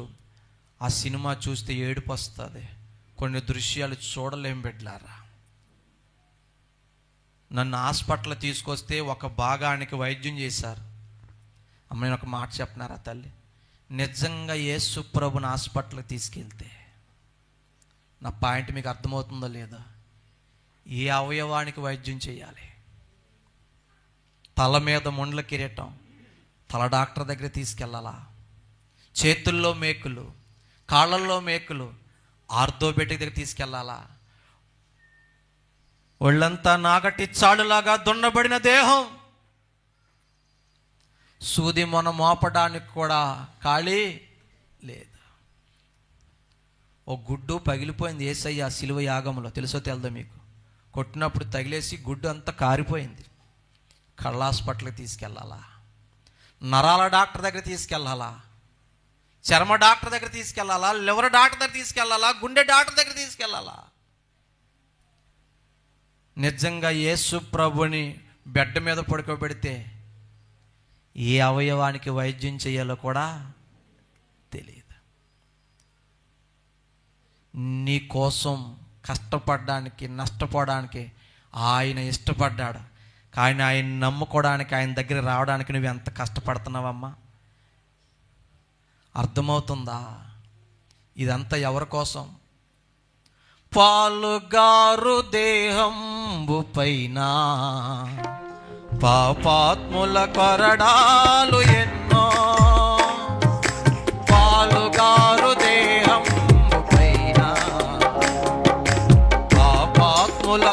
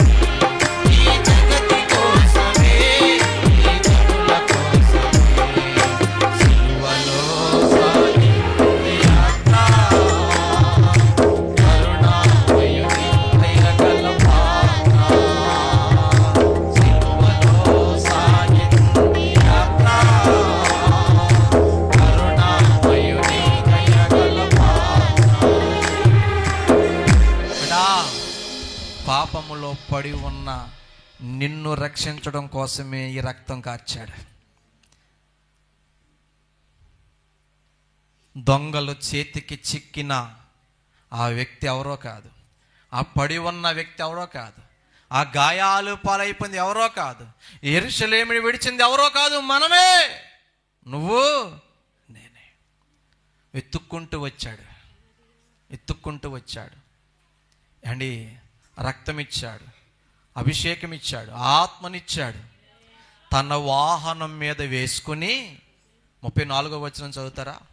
లోక 10:34. అతనిని చూచి అతని మీద జాలిపడి దగ్గరకు పోయి నూనెయు ద్రాక్షరసమును పోసి అతని గాయములు కట్టి తన వాహనం మీద ఎక్కించి ఒక పూటకూళ్ళ వారి ఇంటికి తీసుకొని పోయి. ఇక్కడి నుంచి జాగ్రత్తగా ఆలకించండి. పూటకూళ్ళ వాని ఇంటికి తీసుకుని పోయి అతన్ని పరామర్శించెను. మరునాడు అతడు 2 దేనారములు తీసి ఆ పూటకూళ్ళ వానికి ఇచ్చి ఇతన్ని పరామర్శించుచు నీవింకనేనైనను ఏదైనా నీవింకా ఖర్చు పెడితే నేను మరలా వచ్చినప్పుడు అది నీకు తీర్చదనని. చాలు, నా వైపు చూడండి. పడి ఉన్న చోటకు వచ్చింది ఎవరో? సమరయుడు, అంటే యేసు ప్రభు. గాయం కట్టింది ఎవరో? చెప్పండి రా తల్లి. రక్తం ఇచ్చింది ఎవరో? అభిషేకం ఇచ్చింది ఎవరో? చెప్పాలి. యేసయ్య, అవునా కాదా? కానీ తీసుకొచ్చి ఎక్కడ అప్పచెప్పాడంట? పూటకోళ్ళ వాని ఇల్లు అనండి. వెనకలు చెప్పండి అమ్మ, ఏ ఇంటికి అప్పచెప్పాడంట? పూటకోళ్ళ వాని ఇల్లు అంటే దేవుని మందిరం. చెప్పండి, పూటకోళ్ళ వాని ఇల్లు అంటే ఏంటి చెప్పండి రా తల్లి? దేవుని మందిరం. అక్కడ ఎవరున్నారంట? ఇంట్లో పూటకోళ్ళవాడు ఉన్నాడంట. ఆ పూటకోళ్ళవాడు ఆహారం పెట్టేవాడు ఎవరంటే దైవజనుడు, దేవుని సేవకుడు. రక్షించింది ఆయనే, రక్తం కార్చింది ఆయనే, అభిషేకము ఆత్మనిచ్చింది ఆయనే. మరి వెంటనే తీసుకెళ్ళిపోయాడా? తీసుకెళ్ళలేదు. నేను మరలా వస్తాను, అప్పుడు దాకా వీడు పూర్తిగా గాయాలు కడగవలసిన బాధ్యత నీది, వీడిని బలపరచవలసిన బాధ్యత నీది, వీడిని ఆహారం పెట్టి మరలా మనిషిని తయారు చేయవలసిన బాధ్యత నీది. ఎక్కడైనా ఇంకా కొవ్వు కండ గెడ్డ ఏమనుంటే పిండేసి కోసేసి మాట్లాడరేట్రా తల్లే, కట్టు కట్టవలసిన బాధ్యత నీది. నేను దీనికోసం 2 దేనారాలు ఇస్తున్నాను. పాత నిబంధన, క్రొత్త నిబంధన. దేవునికి స్తోత్రం చెప్పండి. ఇది కాక ఇంకా నువ్వేమైనా ఖర్చు పెడితే నేను మరలా వచ్చినప్పుడు నీకు ఇవ్వాల్సిందే. మాకు ఈ తిప్పలని ఎందుకు, మాకు ఈ బాధలన్నీ ఎందుకు, మా భార్యకి పిల్లలకి పెట్టుకోవలసింది కూడా ఏంటి సంఘానికి మందిరానికి ఎందుకు పెడుతున్నా? బోళ్ళు మంది అంటారు నువ్వు పిచ్చోడు, నువ్వు పాగలంటారు.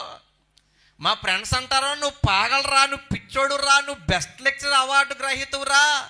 నేను జాబ్ చేసినప్పుడు ఏండి నా సబ్జెక్ట్ అనేది 100%. నేను ఇప్పుడు జాబ్కి వెళ్తే నా నెలకు 90,000. మా వాళ్ళు రమ్మంటారు. మీకు అర్థమవుతుందా? పోడి తులమో పొలమో ఇటువంటి మీటింగ్ ఏంటి డబ్బులు వస్తుంటే స్థలం ఎక్కడ ఉంది, మందిరం ఎక్కడ ఉంది, మీటింగ్ ఎక్కడ పెట్టాలి, ఇది కథ. పెళ్ళం పెట్టలకు దాచుకోరా, నువ్వు వికలాంగుడు రా, రేపొద్దున నీ ఆరోగ్యం ఎలాగుంటే తెలదు, రేపొద్దున ఎవడో చూడరా. నన్ను మా నాన్న తలంటే అంటే వదిలేశాడు. మా మాంగారు వాళ్ళు అందరూ కూడా తలంటే వీడికి పిచ్చట్టింది. వీడికి ఏం పట్టిందంట నాకు?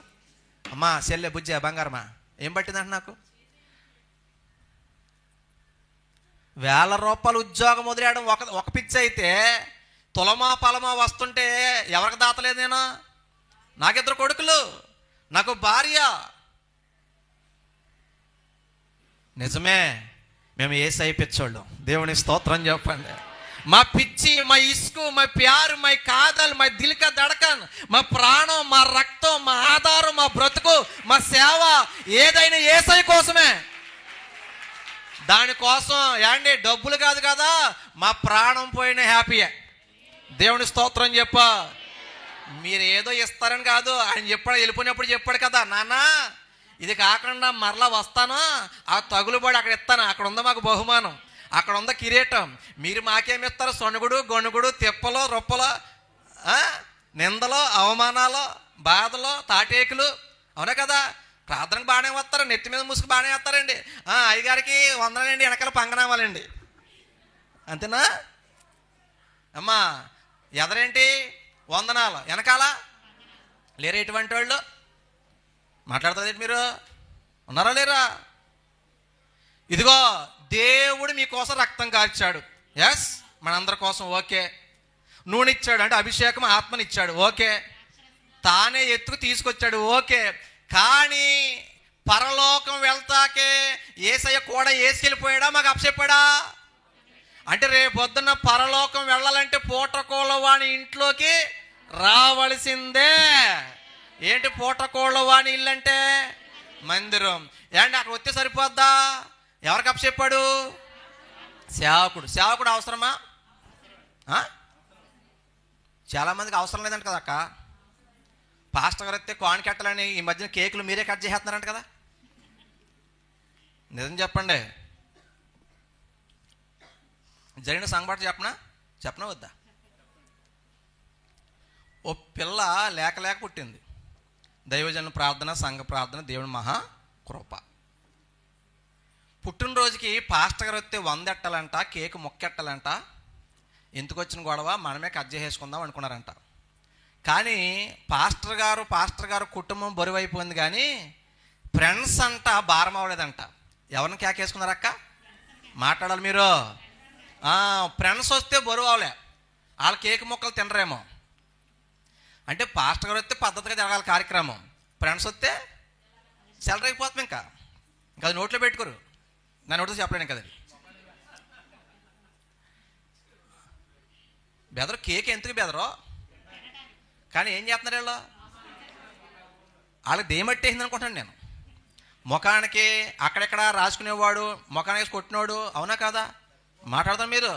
ఆ కేకులు పుల్లలాంటివి ఆడుతున్నారు. ఎవరికి ఇలా కొడితే అది చచ్చిపోయి దిగిపోయి పిచ్చెక్కిన పనులు చేయకూడదు. పాస్టర్ గారిని పక్కన పెట్టి ఫ్రెండ్స్ని కాకేసుకున్నారో, కేకు రెడీ, ముక్కలు రెడీ ఉంటాయి కదా, జాయింట్లు ఉంటాయి కదా అక్క. ఏళ్లే బెదరా, ఏళ్లే తండ్రి యొక్కయు కుమారుని యొక్కయు పరిశుద్ధాత్మ ఏళ్ళ కట్ చేశారు. నీకో మొక్క నాకో మొక్క తెగనేసారు. కేక్ మొక్కలు అక్కలు తినేస్తే అర్ధరేత్రి కాడ దేవుడు ఏం చేశాడంటే తలుపులు ఎత్తేసాడు, బెర ఎత్తేసాడు. పైనుంచి ఏమో వాంతులు, కింద నుంచి ట్రర్రా. ఇంకా ఆగుతలేదు. ఆయన తలుపు తెరవగా ముయ్యగలిగిన వాడు ఎవడో లేడు. ఇంట్లో నుంచి బాత్రూమ్కి, బాత్రూమ్ ఇంట్లోకి, ఇంక వెళ్ళాక బాత్రూమ్ బయటకు వచ్చి, ఆ తర్వాత ఇంకా లోపలే. ఆ తర్వాత జాగ్రత్తగా హాస్పిటల్కి వెళ్ళిపోయారు. ఇప్పుడు ఎక్కుతున్నాయి బుడ్లు. ఏ బుడ్లక్క? అయ్యో మీ ఊరు కూడా ఏడతారక్క. ఇక ఎందుకు వచ్చింది కర్మ? అంటే తండ్రి యొక్కయు కుమారుని యొక్క పరిశుద్ధాత్మ యొక్క నామాన్ని పలికి దీవించే యాజక ఆశీర్వాదం అక్కి ఎవరికి ఇచ్చాడు? ఇశ్రాయేలుని దేవుడు దీవించే ముందు కూడా యాజకులు చెప్పి ఎలాగో దీవించమని, దీవించే హక్కు అర్హత యెహోవా నిన్ను ఆశీర్వదించును గాక, యెహోవా తన సన్నిధి కాంతి నీ మీద ప్రకాశింపజేయును గాక, యెహోవా తన సన్నిధి కాంతి నీదు ఉదయింపజేయును గాక అని దేవుడు చెప్పాడు. యాజకుడిని చెప్పమన్నాడా? మీకు అర్థమవుతుందా? రక్తం ఆయనే ఇచ్చాడు, అభిషేకం ఆయనే ఇచ్చాడు, ఆత్మని ఆయనే ఇచ్చాడు. కానీ ఎవరి చేతికి అప్పచెప్పాడు? ఆయన దీవించేది ఆయనే, కానీ దీవించమని చెప్పింది ఎవరికే? మరి నువ్వే కష్ట చేసేసావు. ఇప్పుడు గట్టు దగ్గర గోదావరి అయిపోయింది, ఇది ఆగుతలేదు. డ్యూటీలు బాత్రూమ్కి, ఇంట్లోకి బాత్రూమ్కి. అక్కడ బుడ్లు ఎక్కుతున్నాయి హాస్పిటల్ బెడ్ మీద. మధ్య మధ్యలో నర్సు గారు ఓసారి తిండి, ఏమ్మ కాదు తీయే. ఆయన తలుపు తెరవగా మీకు అర్థమవుతుంది అక్క? ఇప్పుడు గుర్తొస్తాడు ఎవరో. బాగా చెప్పవాకు, అయ్యగారు ఈ మొక్క ఎప్పుడు రావాలి, పోను ఎప్పుడు కోరుకోవాలి? అర్థమైందా? నోట్లో నాలుగు ఉంది కాదని పలికేయకూడదు. ఎవడ చేసే పని. అవునా కదా? చెప్పులు కుట్టేవాడి దగ్గర కూడా ఉంటుంది కత్తి, కుట్టు, దబ్బలం. డాక్టర్ గారి దగ్గర కూడా అయ్యే ఉంటాయి. ఏంటి ఎప్పుడైనా తెగిపోయిందని ఆడు ఎక్కడికి వెళ్తావా? ఆడు బాగా కొడతా కదా, తొక్కి కుట్టేస్తాడు. అర్థమవుతున్నాయినా మాటలు? నీకు కొంచెం ప్రార్థన వచ్చని, నువ్వు బైబిల్ బాగా చదువుతావని, పాట బాగా వచ్చని, ఏంటి యాజకుడి స్థానంలోకి నువ్వు వెళ్ళకూడదు. ఆడు అలాగే వెళ్ళిపోయాడు ఉజ్జి అనేవాడు. నాది అభిషేకమే, నేను కదా. వెళ్ళిపోయి ధూపం అయితే చివరికి ఏమైంది? కుష్టి వ్యాధి వచ్చి రాజ్యం పోయింది, కిరీటం పోయింది, భార్య పిల్ల అందరూ పోయి దిక్కుమాలిన మహాప్రభు చివరి చచ్చిపోయాడు. అర్థమవుతుంది అక్క నా మాటలు ఏమన్నా? ఇప్పుడు గట్టు తెగిపోయింది. వీళ్ళు మళ్ళీ ఫోన్ చేసుకుంటారంట, నా పరిస్థితి ఎలాగైంది, మా ఫ్రెండ్స్ వాళ్ళకైతే ఎలాగుందంటే వాళ్ళు కూడా చెప్తున్నారు, నాకు గట్టు తెగిపోయింది, గోదావరి అయిపోయింది, ఈ తలుపులు మూతాడతలేదు. మళ్ళీ తలుపులు ఎవరు వేయాలి? బ్యారేజ్ ఎవరు వేయాలక్క? మీరు ఎప్పుడన్నా ఆనకట్ట దగ్గరికి వెళ్ళారా? మీకు స్విచ్ వచ్చినంత మాత్రాన్న స్విచ్ మీరు నొక్కకూడదు. తలుపులు ఎత్తాలన్నా దించాలన్నా ఉంటాడు అక్కడొకడు. అవునా? మాట్లాడరేటర్ బాబు, మీరు దండం పెడతానా? యాజకుడు అవసరమా కాదా? 100 రూపాయలు పెట్టాలని నువ్వు కట్ చేసేస్తావా? పాస్పోతే కేక్ మొక్కెట్టాలా? లేరక్క ఇటువంటి వాళ్ళు. ఇంకో బాధ చెప్పను పోనీ, ప్రయాణం వెళ్ళినప్పుడు కూడా ఇటువంటి పనులు చేస్తున్నారు కొంతమంది. ప్రయాణం వెళ్ళినప్పుడైనా, శుభకార్యంకి వెళ్ళినప్పుడైనా, ఎప్పుడైనా ప్రార్థన చేయవలసింది ఎవరో? 1 కోటి రూపాయలు బిల్డింగ్ కట్టినా కానీ ప్రార్థన ఎవరు చేయాలి?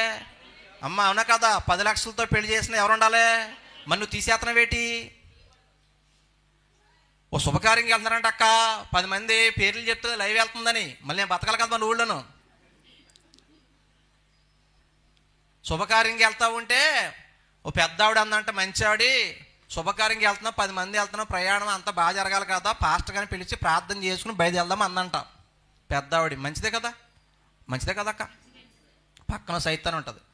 మీరు ఎప్పుడైనా గమనించలేదో, దేవుడి పనికి పక్కనే ఓ సైతాన్ ఉంటుంది. ప్రతి ఇంటికి అది ఏముంటుంది? అది భర్త రూపంలోనో, కొడుకు రూపంలోనో, నీ రూపంలోనో. మా సంఘాల్లో కూడా ఉంటారు, కాకపోతే మీరు ముసుకేసుకున్నారు అంతే. ఆ రూపంలో ఎక్కడో ఒకటి ఉంటుంది. అది మేము కనిపెట్టుకుని జాగ్రత్తగా ఉండాలి. ఇస్కరియోతు యోధులు అనమాట. ఈ మాటలు చెప్పినప్పుడు ఎక్కడో ఒక బలుబు ఎలగదు, ఆ ఎలగని బలుబులే ఆ తాలూకా. దేవునికి స్తోత్రం చెప్పు. ఆ పెద్దడు అగట్టు పక్కడు అందంటే, ఎందుకు మా కోడలు బాగా చదువుకుంది, పేదన బాగా చేద్దే, పేస్టర్ గారి కన్నా పెవర్ ఎక్కువ అందంట. ఏమెక్కువ? అయ్యి బాబోయ్, కోళ్ళన్న ఏమనాలి? అయ్యగారు ఎక్కడ, నేనెక్కడ, ఆయన అభిషేకం ఎక్కడ, నా అభిషేకం ఎక్కడ, ఆయన ప్రార్థనా శక్తి ఎక్కడ, నా ప్రార్థనా శక్తి ఎక్కడ అనాలా వద్దా? చెప్పాలి. మాకు మీ అంత చదువు లేపవచ్చు, మీ అంత అందం లేపవచ్చు, మీ అంత జ్ఞానం లేపవచ్చు, కానీ మా నెత్తి మీద ఉన్న అభిషేకానికి నీ కోట్లు, నీ ధనము, నీ వెండి సాటి రావా. మాలో ఉన్నవాడు ఈ లోకంలో ఉన్నవాడి కంటే గొప్పోడు. అందం చూడకో, అభిషేకం చూడు, ఆత్మను చూడు. యాజకుడి స్థానంలోకి వచ్చి ప్రార్థన చేసి దీవించి పంపించేసింది ఆటోని. జాగ్రత్తగా వెళ్ళిపోయి జాగ్రత్తగా వచ్చేసారనుకుంటున్నారా? మధ్యలో జరగవలసిన యాక్సిడెంట్ జరిగిందక్క. ఇరిగిపోతే హాస్పిటల్కి వెళ్తే కంప్యూటర్ బిల్ ఇచ్చారంట, 1,00,000 రూపాయలు అయిందంట. ఏ బిల్లు మాట్లాడుతుంది? మీరు ప్రార్థన చేసేస్తున్నారు అలాగా. ఏ బిల్లు అంట? ఎంత? పాస్టర్ గారు వస్తే ఎంత ఎట్టాలంట? పాస్టర్ గారు వచ్చి ప్రార్థన చేసి 100 ఎట్టాలని ఏళ్ళై ప్రార్థన చేస్తే ఏమైంది? మరి నీ ప్రార్థన, నీ పెవరో, నీ ప్యాస్టింగ్ ఏమైంది? హలో, నీకు ప్రార్థన వచ్చి ఉండొచ్చు, నీ ప్రార్థనకి శక్తి ఉండొచ్చు, కానీ ఒక మాట చెప్పనా, సెల్ ఫోన్లో బ్యాటరీ ఉంటుంది బెదరు, ఉంటుందా ఉండదా? అందుకే టార్చ్ అవుతుంది, సెల్ పని చేద్ది, అంతే కదా. దాంట్లో పవర్ ఉంటుంది బ్యాటరీలో. ఇంట్లో ఇన్వర్టర్ బ్యాటరీలో కూడా పవర్ ఉంటుంది. ఊర్లో జనరేటర్ అదే ట్రాన్స్ఫర్ ఉంటుంది, దాంట్లో కూడా పవర్ ఉంటుంది. అవునా? ఇప్పుడు ఇందులో బ్యాటరీలో పవర్ బట్టి ఇందులో లైట్లు వెలుగుతున్నాయి, ఇన్వర్టర్ బ్యాటరీ బట్టి ఇంట్లో లైట్లు వెలుగుతున్నాయి, ఊర్లో ట్రాన్స్ఫర్ పవర్ బట్టి ఊరంతా వెలుగుతున్నాయి. అలాగని 3 సమానమని ట్రాన్స్ఫర్లో చెయ్యట్టు, ఆకార కూటమే, ఫ్లెక్సే, బొవ్వే. అవునా కాదా? నీ ప్రార్థనా శక్తి సెల్ ఫోన్ బ్యాటరీ లాంటి శక్తి, అది నీ వరకు ఉపయోగపడొచ్చేమో. ఇంకా ఉపవాసాల జాగరణ భక్తి అయితే ఇన్వర్టర్ బ్యాటరీ పవర్ నీది, కానీ దైవజనుడు ప్రార్థనా శక్తి ట్రాన్స్ఫర్ పవర్, అది ఊరంతా వెలిగిస్తుంది, ఊరిని బాగు చేస్తుంది, పాడైపోయిన బాగు చేస్తుంది, బ్రతుకులు మారుస్తుంది. ఆయన ప్రార్థన వేరు, నీ ప్రార్థన వేరు. ఆయన అభిషేకం వేరు, నీ అభిషేకము ఎప్పుడు సమానం అనుకోకో. యేసు ప్రభు అంతటి వాడే మంచి సమరయుడు రూపంలోని యేసయ్యే తీసుకొచ్చి ఎవరి చేతికి అప్పచెప్పాడురా మిమ్మల్ని? చెప్పండి. ఎక్కడ వంకరుంటే అక్కడ కట్టేయి, గెడ్డ ఎక్కడుంటే అక్కడ కోసేయి. మంచి డాక్టర్ అనుకోండి, అమ్మా ఇక్కడ గెడ్డ ఉందనుకోండి, ఇక్కడే కోస్తాడు, ఇక్కడే కొడతాడు, ఇక్కడే కొట్టు కడతాడు. నొప్పి వచ్చేద్దండి, తట్టుకోలేనండి, నొప్పి రాని కాడ కట్టమనుకోండి, డూప్లికేట్ అనుకోండి, నీకు నొప్పి రాకూడదమ్మా అయితే అని చెప్పి ఈ చేతికి కట్టు కడతాడు, లేకపోతే పైన ఆయింట్మెంట్ పోతాడు, కొన్ని రోజులు పుచ్చిపోతుంది, నాశనం అయిపోయి చచ్చిపోతాడు, దరిద్రం అయిపోతుంది. నిజమైన డాక్టర్ అక్కడే కోసేస్తాడు, అక్కడే గడ్డ పిండేస్తాడు, అవునా ఏమండి, అక్కడే కుట్టేస్తాడు, అక్కడే కట్టేస్తాడు. అటువంటి సేవకుడే మీ సేవకుడు. దేవుని స్తోత్రం, హల్లెలూయా. మాట్లాడతలేదు మీరు? ఉత్సాహంగా చెప్పండి. సేవకుడు కావాలా వద్దా? ఎవరు చెప్పారండి? 100 రూపాయలు అట్టొద్దా పాస్ వస్తేనే? మీరు ప్రార్థన చేసుకుని 100 రూపాయలు మిగిలిపోవా? 100 రూపాయలు మిగిలితే కదా గొట్టితే గోదావరి అయిపోద్ది. మీకు అర్థమవుతున్నాయి నా మాటలు ఏమన్నా? సేవకుడు అవసరమా? ఎవరు చెప్పారు? మీకు ఇంకో ఉదాహరణ చెప్పనా? ఇశ్రాయేలు ప్రార్థన చేశారు, మహాప్రభు నా వైపు చూడండి, మహాప్రభు ఈ యాతన, ఈ బాధలో భరించలేకపోతున్నాం, ఈ బానిసత్వం భరించలేకపోతున్నాం, మాకు విడుదలైన ఆయన అని ప్రార్థన చేశాడు. అక్క ఆ గుమ్మల నుంచి వచ్చిన మనుషులే వస్తారక్క. దేవదూతలో గ్రహాంతరవాసు వచ్చారనుకో, నేను ఆగి ఓసారి చూడండి అని చెప్తాను, అప్పుడు చూద్దరు. కానీ మనకు అసలు విషయాల కన్నా కొసర విషయాల మీద ఎక్కువ. నా వైపు చూడండి, దేవుని స్తోత్రం చెప్పండి. ఇశ్రాయేలు మొరపెడితే ఏంటి ఇప్పుడు ఎవరు విడిపించాలని? ఐగుప్తులో ఉన్న బానిసత్వంలో ఉన్న ఇశ్రాయేలుని ఎవరు విడిపించాలి? వారికి విడుదల ఎవరు ఇవ్వాలి? కానాను దేశం ఎవరు చేర్చాలి? కానీ ఆ దేవుడి నిర్గమాకాండం 3:10 ఏమంటాడు చూడండి. నిర్గమాకాండం 3:10 చదవండి.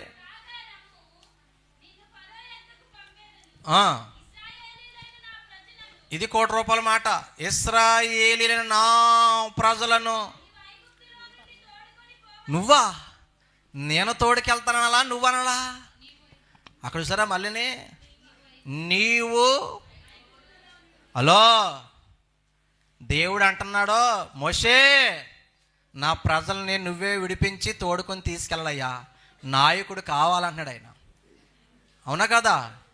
ప్రార్థన ఆలకించింది దేవుడే, వారి కన్నీరు చూసింది దేవుడే, వాళ్ళని రక్షించగలిగింది దేవుడే, కానాను చేర్చగలిగింది దేవుడే, పోషించగలిగింది దేవుడే, మన్నాను కురిపించగలిగింది. చెప్పాలి.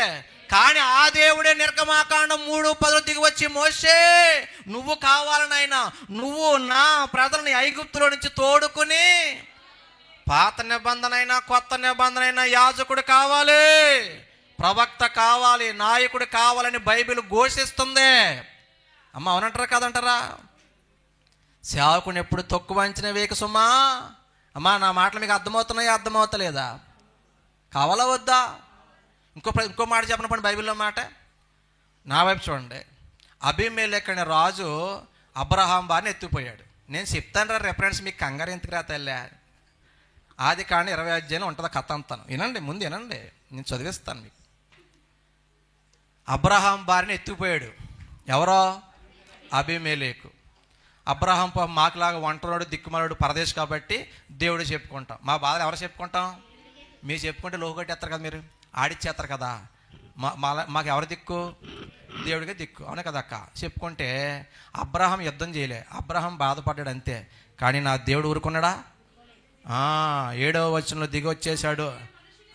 అమ్మా కంగారడక తల్లి, దేవుడు దిగి వచ్చేసాడు. ఏ అబీమెలెక్ ఖబర్దార్, అక్కడ ఎత్తుక్కోకండి, ఈ మాట ఉండదు, హెచ్చరిక సౌండ్ అది.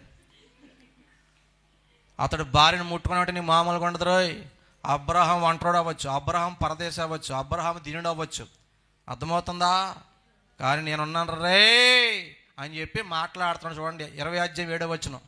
ఆదికాండం 20 అధ్యాయం 7వ వచనం. ఆ మనుషుని భార్య తిరిగి అతనికి అప్పగించు. ఆ మనుషుని భార్యను తిరిగి అతనికి అప్పగించే. అతడు ప్రవక్త, అతడు నీ కొరకు ప్రార్థన చేయును, అతడు నీ కొరకు ప్రార్థన చేయును, నీవు బ్రతుకుదువు. అప్పుడు నీవేం చేస్తావంటే, లేతే సీటీ సింపేస్తాను రబ్బాయి అన్నాడు. నా వైపు చూడండి, బైబిల్ ముయ్యొద్దు, అలాగే ఉంచండి. నా వైపు చూడండి. ప్రియమైన దేవుని బిడ్డలారా, అప్పుడు దాకా అతనికి మనశ్శాంతి లేదు, నెమ్మది లేదు, పిల్లలు లేరు, శాపంలో ఉన్నాడు. ఎవరో? అబీమెలెకు అనే రాజు. జాగ్రత్తగా వినండి, అబీమెలెకు పిల్లలు లేరు, శాపంలో ఉన్నాడు. ఇటువంటి పాపిష్టి పనులు చేస్తే వచ్చి అయ్యే వస్తాయి మరి, అవునా కాదా? ఇప్పుడు అంటున్నాడో, ఏ అబీమెలెక్, అతని భార్యను విడిచిపెట్టి అతను పిలిపించుకో. అతడు ప్రవక్త. అబ్రహాం ఎవరో ప్రవక్త. అతడు వస్తే నీ ఇల్లు దీవించబడుతుంది అబ్బాయి. అతడు ప్రార్థన చేస్తే నువ్వు బ్రతుకుతావురా, నీ మీద శాపం పోతుంది, నీకు మేలు జరుగుతుంది అని దేవుడు చెప్పాడు. అమ్మా నా వైపు చూడరా, మీరు చదువుకోకుండా బాబు, రిప్రషత్తకి ఇదే భయం. ఇంటికాడ మాత్రం చదవరు, ఇక్కడ మాత్రం ఉత్తమ విద్యార్థులాగా పైకి కిందకి తెగ చదివేస్తున్నారు. బోర అరిగిపోయేలాగా మాట్లాడుతున్నా. కానీనా ఇప్పుడు మిగతా వాళ్ళు మాట్లాడతాం మానేశారు, పాస్టర్ గారులే మాట్లాడుతున్నారు, అరుస్తున్నారు. మాకు వాయిస్లు పోతున్నాయి, స్వరాలు పోతున్నాయి. అవునా కదా? మాకు పక్షవాతం ఎన్ని వచ్చేస్తున్నాయి. అరిసి మాట్లాడతామంటే ప్రాణం పోద్దే. మిగతా వాళ్ళు ఎక్కడ అరుతున్నారు? బెదరు గోకవారం చింతపండు, పిక్క తీసిన చింతపండు. ఆడు అరుత్తలేదు, స్విచ్ నొక్కి గొట్టబెట్టి వదిలేసాడు. సోలాపూర్ ఉల్లిపాయలు 4 కిలో 100 రూపాయలు, ఆడు అరుత్తలేదు.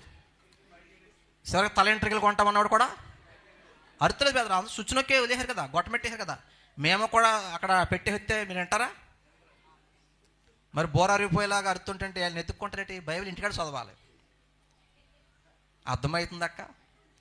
ఏదో తింగరవాళ్ళలాగా ఉన్నాడు కానీ గట్టిగానే వాయించేస్తున్నాడు. అన్నం తినిపిస్తారు, రకరకాలుగా ఉంటుంది అక్క. దేవుని స్తోత్రం చెప్పు, గట్టిగా చెప్పు. ఓ పాయింట్ సౌండ్ పెట్టు, 2 పాయింట్లు పెట్టు. మీ ఊళ్ళు తగ్గుతుందా 2 పాయింట్లు అంటేనే? దేవుని స్తోత్రం. ఇది ఫస్ట్ పాయింట్, దేవుని స్తోత్రం. 4 పాయింట్లు ఎట్టు, దేవుని స్తోత్రం. ఉన్నకాడగెట్టు, దేవుని స్తోత్రం.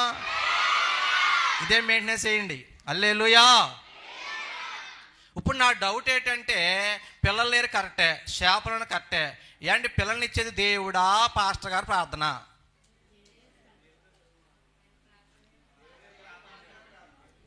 మరలా అడగనా? పిల్లల్నిచ్చేది దేవుడా, పాస్టర్ గారు ప్రార్థన? గర్భఫలము మరి పాస్టర్ గారు ఎందుకక్క? డైరెక్ట్గా దేవుడు ఇవ్వలేడా? ఇప్పుడు ఆడితో మాట్లాడుతున్నాడు. అబీమెలెకు రాయితారే, అబీమెలెకు ముట్టుకోవద్దు చచ్చిపోతావు అని చెప్పినాడు. ఇదిగో నీకు సంతానం కలుగును గాక అని ఇంకొక మాట అంటే సరిపోయింది, అయిపోయింది కదా. కోట అక్కడదో. ఈడేవాడు వాలంటీరియా? ఈ పోస్టులు మా ఊర్లో తీసేశారు. అమ్మ నా వైపు చూడండి. ఇన్ని మాట్లాడాడు దేవుడు ఇప్పుడు దాకా అబీమెలెకుతో. ఇంకొక మాట, నీ శాపం పోయి నీకు సంతానం కలుగును గాక అంటే సరిపోయింది. అవునే కదా అక్క? ఆ మాట అన్నాడా? ఎవరిని కేకేమన్నాడో? ఎవరి చేత ప్రార్థన చేయించుకోమన్నాడో? ప్రవక్త. అమ్మా ఎవరు చెప్పండి? ఇప్పుడు చెప్పండి, పాస్టర్ గారి ప్రార్థన అవసరమా కాదా? అమ్మా అవసరమా కాదా? గృహప్రవేశానికి, పెళ్ళికి, సావుకి, దినానికి, పుట్టినరోజుకి, ఫంక్షన్కి, శుభకార్యానికి, ఇవన్నిటికి మీరు కేకేస్తున్నారా? ఏదో అండి పాస్టర్ గారు అండి వచ్చారని ప్రార్థన చేసి వెళ్ళిపోయాను. వచ్చారని ప్రార్థన కాదు, కబుర్లు చెప్పుకో, ఆ 200 మిగిలిపోతాయని.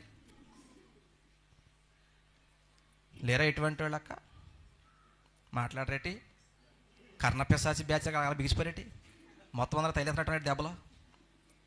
ప్రతి కార్యక్రమానికి ఎవరు తెస్తే దైవజనుడు ఉండాలి. అన్ని మాటలు మాట్లాడే దేవుడు ఇంకొక మాట, శాపం పోయి సంతానం కలుగును గాక అనే ఒక్క మాట దేవుడు చెప్తే సంతానం కలుగుతుందా కలగదా? ఆ మాట కాడ మాత్రం ఆగిపోయి అంటాడు, ఏ అబీమెలెక్, అబ్రహాము ప్రవక్త, అతను పిలిపించు, అతను ప్రార్థన చేస్తాడు, అప్పుడు నేను బ్రతికిస్తాను, అప్పుడు నీ కథం మారుస్తాడు. అప్పుడు 17వ వచనం ఏం జరిగింది చదవండి. ఆదికాండం 20:17 టకటక. అబ్రహాము దేవుడు ప్రార్థింపగా దేవుడు అబీమెలెకును. ఎవరు ప్రార్థింపగా? అబ్రహాం అంటే ఎవరు అక్కడ? ప్రవక్త, అది దైవజనుడు. ప్రార్థింపగా దేవుడు అబీమెలెకును, అతని భార్యను, అతని దాసీలను బాగు చేసెను.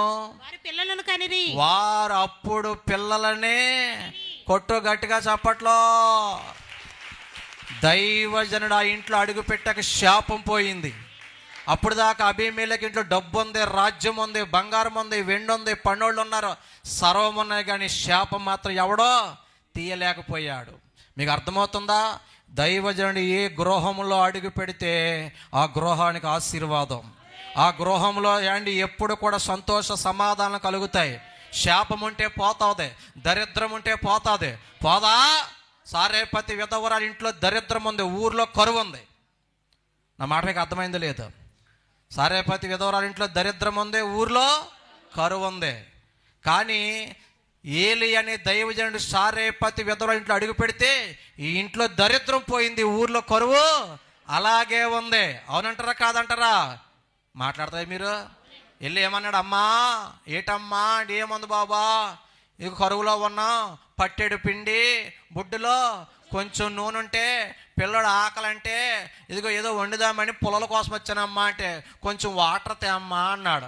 వెళతా ఉంటే ఆగా అన్నాడు, ఆశ ఎత్తేనే నాకు కూడా ఒక రొట్టె తెమ్మంటే ఆవిడ అంటుంది, అయ్యా అంత కెపాసిటీ లేదు నాయన, కొంచెమే ఉంది పిండి, కొంచెమే బుడ్లో నూనె ఉంది, ఈరోజు నా పిల్లలకి నాకు సరిపోతా సాలదో తెలియదు. ఇటువంటి సాకులు చెప్పిందా? అవి ఏం చెప్పలేదు. అక్కడ దైవజనుడు మాట విని వెళ్ళి అండి మొదట అప్పం చేసుకొస్తే ఇంకా దేశంలో కరువు ఉంది కానీ ఆ ఇంట్లో కరువు లేదు.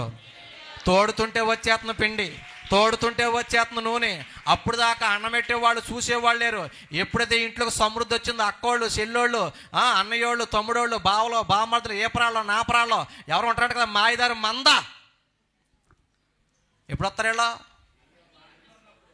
యోబు బాధలో ఉన్నప్పుడు ఎవడో రాలేదు, మీరు గమనించరా లేదు? ఆ 42 అధ్యాయాన్ని చూస్తే మీరు సమృద్ధి వచ్చాక మరలా వచ్చి తినేస్తారంట మంద. నా మాట కదా బైబిల్ భాష, చిన్న మంద. అవునంటారా కాదంటారా బిడ్డ? ఎప్పుడు పోయింది ఆ ఇంట్లో కరువు? సేవకుడు ఏ ఇంట్లో అడుగు పెడితే ఇంట్లో కరువు పోద్ది. సేవకుని చేర్చుకున్న గృహం వర్ధిల్లుతుంది, సమృద్ధితో నిండుతుంది, శాపం పోతుంది, ముయ్యబడిన గర్భాలు దైవజనుడి ప్రార్థన ద్వారా తెరవబడతాయి. అవునంటారా కాదంటారా? అలాగని ఏ దైవజనుడు పడితే ఆ దైవజనుడికి ఆకేయకూడదు. అర్థమవుతుందా? కానికి అక్కడ వేసినా ఒకటే కాదండి, అందరూ ఆ దేవుడే, అందరూ ఆ వాక్యమేనండి. మరి హైదరాబాద్ వేసామండి, మొన్నే అంతే వెళ్ళామండి, అక్కడ అయ్యగారికి అండి 10 వేలు ఇస్తే మాకండి చెప్పిచ్చారండి, ఇదిగోండి చెప్ప. ఎప్పుడన్నా నీ స్థానిక దైవానికి ఇచ్చావా 10 వేలు? హైదరాబాద్ ఇచ్చిందంట 10 వేలు, స్పాన్సర్ చేసిందంట. ఏమిచ్చారంటే చెప్ప. నిన్ను పోషించేది ఎవరో, నీ గాయాలు కడుతుంది ఎవరో? యేసయ్య అని సమరయుడు ఎవరికి అప్పచెప్పాడు? నీకు ఇల్లెట్టి ఈ సేవకుడి దగ్గర పెట్టి ఇక్కడ చూడు నాన్నయ్యని ఈయన పోషించు బలపరచని, పాత నిబంధన కొత్త నిబంధన అని 2 దేనారాలు మాకు ఇచ్చి మిమ్మల్ని అప్పగించి నీ జేబులో డబ్బు ఉంటే ఏ నాన్న వచ్చినప్పుడు చూస్తానని మిమ్మల్ని ఎవరికి అప్పచెప్పాడు? చెప్పాలి. మా జేబులో పెట్టి, మా ఇంట్లోది పెట్టి, మాలో పెట్టి, మా రక్తం ఇచ్చి, మా బలం ఇచ్చి, నిద్ర లేకుండా నిప్పులు లేకుండా జుట్టు ఊడిపోతుంటే పుట్టపత్తి సాయబక్కడ జుట్టు ఉండేది, నాకు అడవులాగా ఉండేది అక్క. ఇప్పుడు ఆకుమాడి మిగిలింది, దీని ఇలాగ సరిచేస్తున్నాను నేను. మీ దయ వల్ల ఊడిపోయింది. ఎవరికి అప్పచెప్పాడు? ఆయనే కదా పాత నిబంధన కొత్త నిబంధనల నుంచి ఆహారం మీకు సమృద్ధిగా దండిగా మెండుగా, ఇది కాకుండా ఎగస్ట్రా బిర్యానీలు అని ఉపవాసకోటాలు చెప్పి రసనాలు చెప్పరేంటి మీరు? బిర్యానీలు ఇంకేం ఉంటాయి కదా, పానీపూరిలాగా మాలాంటి వాళ్ళు తీసుకొచ్చి బాగా మప్తంగా మేపుతున్నారు కదా. మీకు అర్థమయ్యే భాష చెప్పనా? ఒకడు కోడిని కొనుక్కున్నాడంట అక్క. ఏం కొనుక్కున్నాడా? కోడిని కొనుక్కున్నాడంట. దానికి బుట్ట కొన్నాడంట, బెదరు సీటు కొన్నాడంట, దానికి మేత ఉంటాయి కదా, ఏదో రాగులు గంటలు అన్నీ బాగా కొనడంట, అన్నీ బాగా పెడతానంట. రెట్టేమో ఈడికంట, గుడ్డేమో పక్కింట్లో పెడుతుందంట. ఆ కోడిని ఏం చేయాలక్క? ఆ కోళ్ళు ఎవరో కదా మీరే. ఇక్కడ ఆహారం తినేసేసి ఇక్కడ దైవజనుడు పెట్టిందంతా బాగా తిని బాగా బలిసిపోయి ఏంటి కోడికేమో యూట్యూబ్లో వాడికి, హైదరాబాద్ వాడికి, చెన్నై వాడికి వేసేసా ఆ కోడి నువ్వే. ఎక్కడ మేత తింటే గుడ్డు అదన్నమాట. అర్థమవుతుందా? సమరయుడే చూశాడు, సమరయుడే వచ్చాడు, సమరయుడే వాహనం ఎక్కించాడు, ద్రాక్షారసం ఇచ్చింది ఆయనే, నూనె ఇచ్చింది ఆయనే, కానీ అతను తీసుకెళ్ళలేదు. మీ బాధ్యత ఎవరికి అప్పచెప్పాడు చెప్పండి? పోట కోళ్ళ వాళ్ళని పిలువబడే చెప్పండి సేవకులకి. అలాగే అందరికీ కాదు, మిమ్మల్ని ఏమో మీ సేవకుడికి, మా వాళ్ళని చెప్పండి నాకు అప్పగించినప్పుడు ఎక్కడ అప్పగించిన ఇంట్లో అక్కడే కుదురుగా ఉండి అక్కడే మేతని గుడ్డు అక్కడే. నిజం చెప్పండి, గుండెకే మీద చేసుకుని ఇప్పుడు దాకండి యూట్యూబ్ వాడికి, ఫేస్బుక్ వాడికి ఏండి చెన్నై హైదరాబాద్ ఎక్కడికి మేండి మా కోడికి మేము పంపలేదు అన్నవాడు ఉంటే చేస్తాను. ఇక్కడ అయ్యగారు కొన్ని చేతులు లెగిత్తలేదు, మీరు పేర్లు నోట్ చేసుకోండి. దేవునికి స్తోత్రం చెప్పండి. ఎప్పుడా పొరపాటు చేయకండి, ఎప్పుడా పొరపాటు చేయకండి.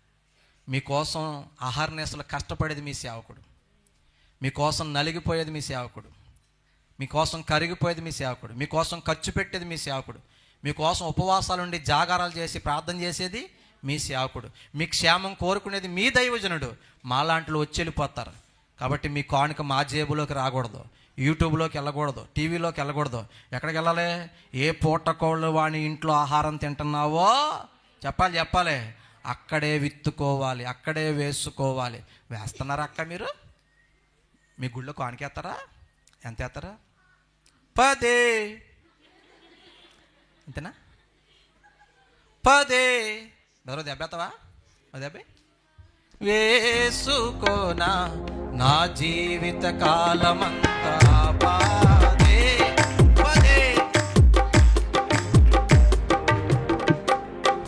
నిజం చెప్పండి, వారానికే అండి నేను ఒక 100 కాగితమో ఒక 500 కాగితమో వేసుకుంటానండి బాబు.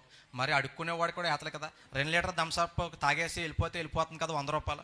మరీ అంత చీప్గా ఏతం పెట్టండి బాబు అన్నవాళ్ళు ఎవరు ఉన్నారు ఇక్కడ? మా సందా డబ్బా చూస్తే ఇప్పటికే టింగమంటున్నాయి. 50 రూపాయల కాగితం మార్చి నీకు 10 ఇంకా పిల్లలైతే నీకు 5 ఇంకా పెద్ద ఇంకా సంతానం ఎక్కువైపోతే నీకు రూపాయి నీకు 2. లేరా ఇటువంటి వాళ్ళు? మాట్లాడరేటరు బాబు. ఇంత కూటం జరుగుతుంది, 1 2 3 4 5 6 7 రోజులా మాట్లాడతలే మీరు.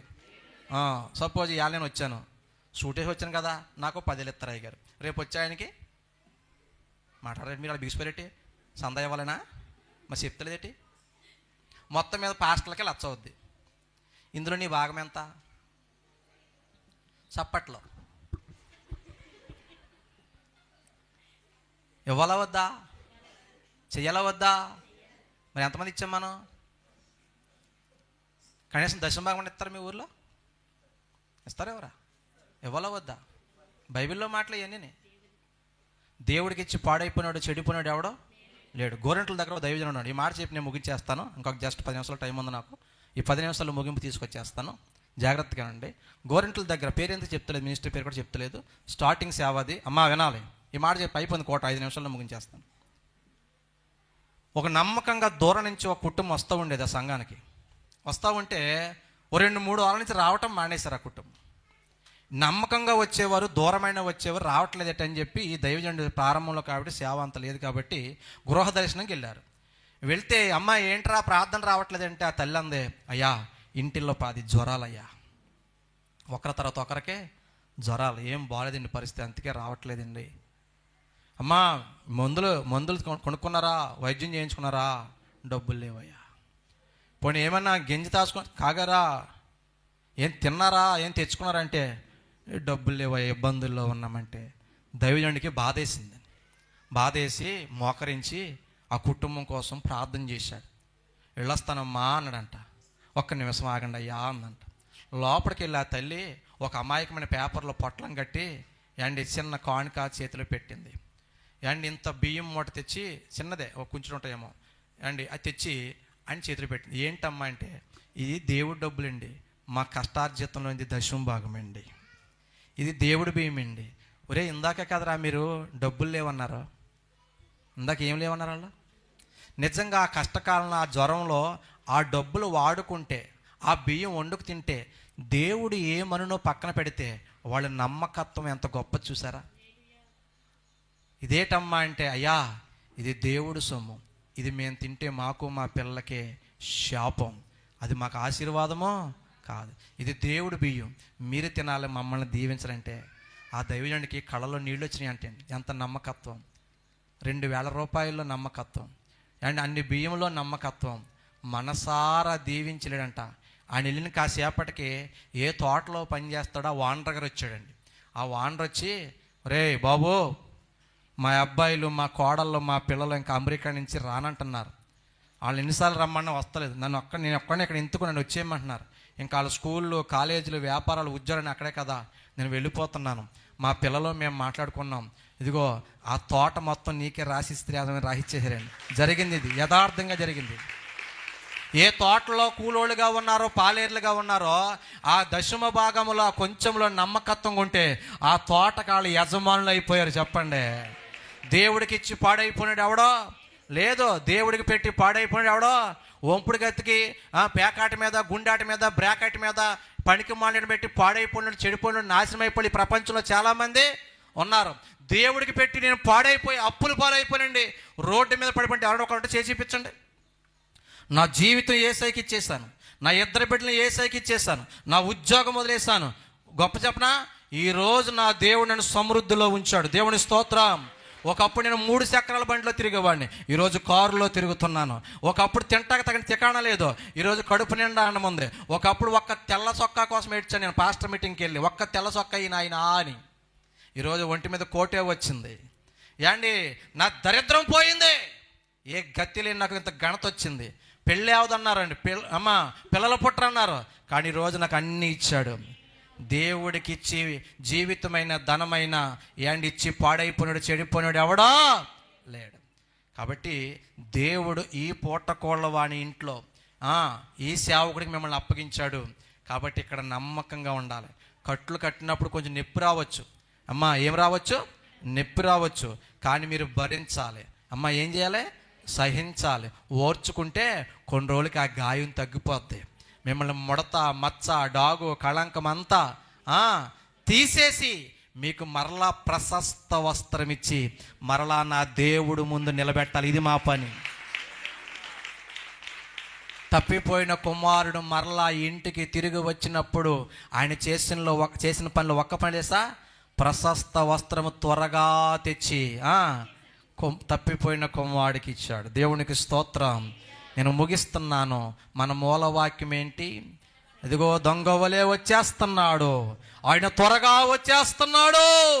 ఇదిగో నీ దిశ వల్ల కనబడకున్నట్లు, నీ వస్త్రం ఇదిగో దొంగిలించబడకున్నట్లు దేవుడు నీకు ఇచ్చిన వస్త్రాన్ని ఏం చేసుకోమన్నాడో కాపాడుకోమన్నాడు.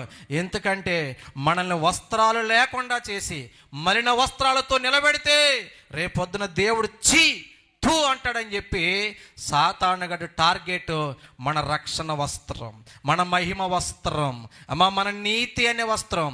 మన పెండ్లి సమయం లేక ఈ వస్త్రం కాడికి వెళ్ళలేదు. ఎందుకంటే ఒక ఆయన విందు చేస్తాడు, మత్తయి సువార్తలో ఉంటుంది, అవునా కదా? ఆ విందు చేసినప్పుడు అన్నీ ఉంటాయి కానీ అన్నీ బాగుంటాయి, కానీ ఒకరిని వెళ్ళిపోమంటాడండి. చూడండి ఆ మాట, మత్తయి సువార్త చదివేద్దాం, ఎవరించను కానీ మామూలు చదివేద్దాం. మత్తయి 22:11 చదవండి. ఈ మాట చదివేసి ముగించేసి వెళ్ళిపోదాం. మత్తయి 22:11. కూర్చున్న వారిని చూడ లోపలికి వచ్చి అక్కడ పెండ్లి వస్త్రము ధరించుకొనని. అదిగో ఏ వస్త్రం లేదంట? పెండ్లి వస్త్రము ధరించుకొనని ఒకరిని చూచి స్నేహితుడా పెండ్లి వస్త్రము లేక ఇక్కడికి ఎలాగో వచ్చితివని. ఎలా వచ్చేసావు బాబు అడుగగా మౌని అయి ఉండెను. అంతట రాజు వీని కాళ్ళు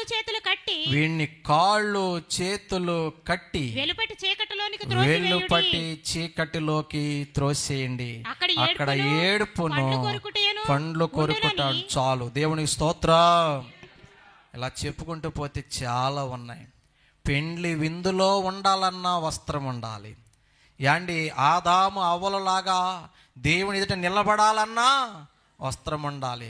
మహిమ వస్త్రం ఉన్నంత వరకు ఆదాము అవ్వలో యేసయ్య ఒడిలో ఉన్నారు, చంకలో ఉన్నారు, కౌగిట్లో ఉన్నారు, ఆయన ఎదురుగా ఉన్నారు. యాండి పరలోకానికి సాదృశ్యమైన ఏదేను తోటలో ఎప్పుడైతే వస్త్రం పోయిందో, ఏదేను తోటలో నుంచి, ఆయన కౌగిట్లో నుంచి, ఆయన సంకలో నుంచి, ఆయన హృదయంలో నుంచి బయటకు తోసేస్తారు.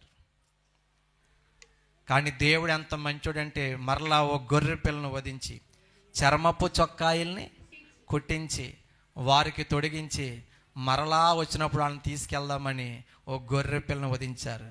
ఆ గొర్రె పిల్లే చెప్పండి నేను ప్రకటిస్తున్న యేసయ్య.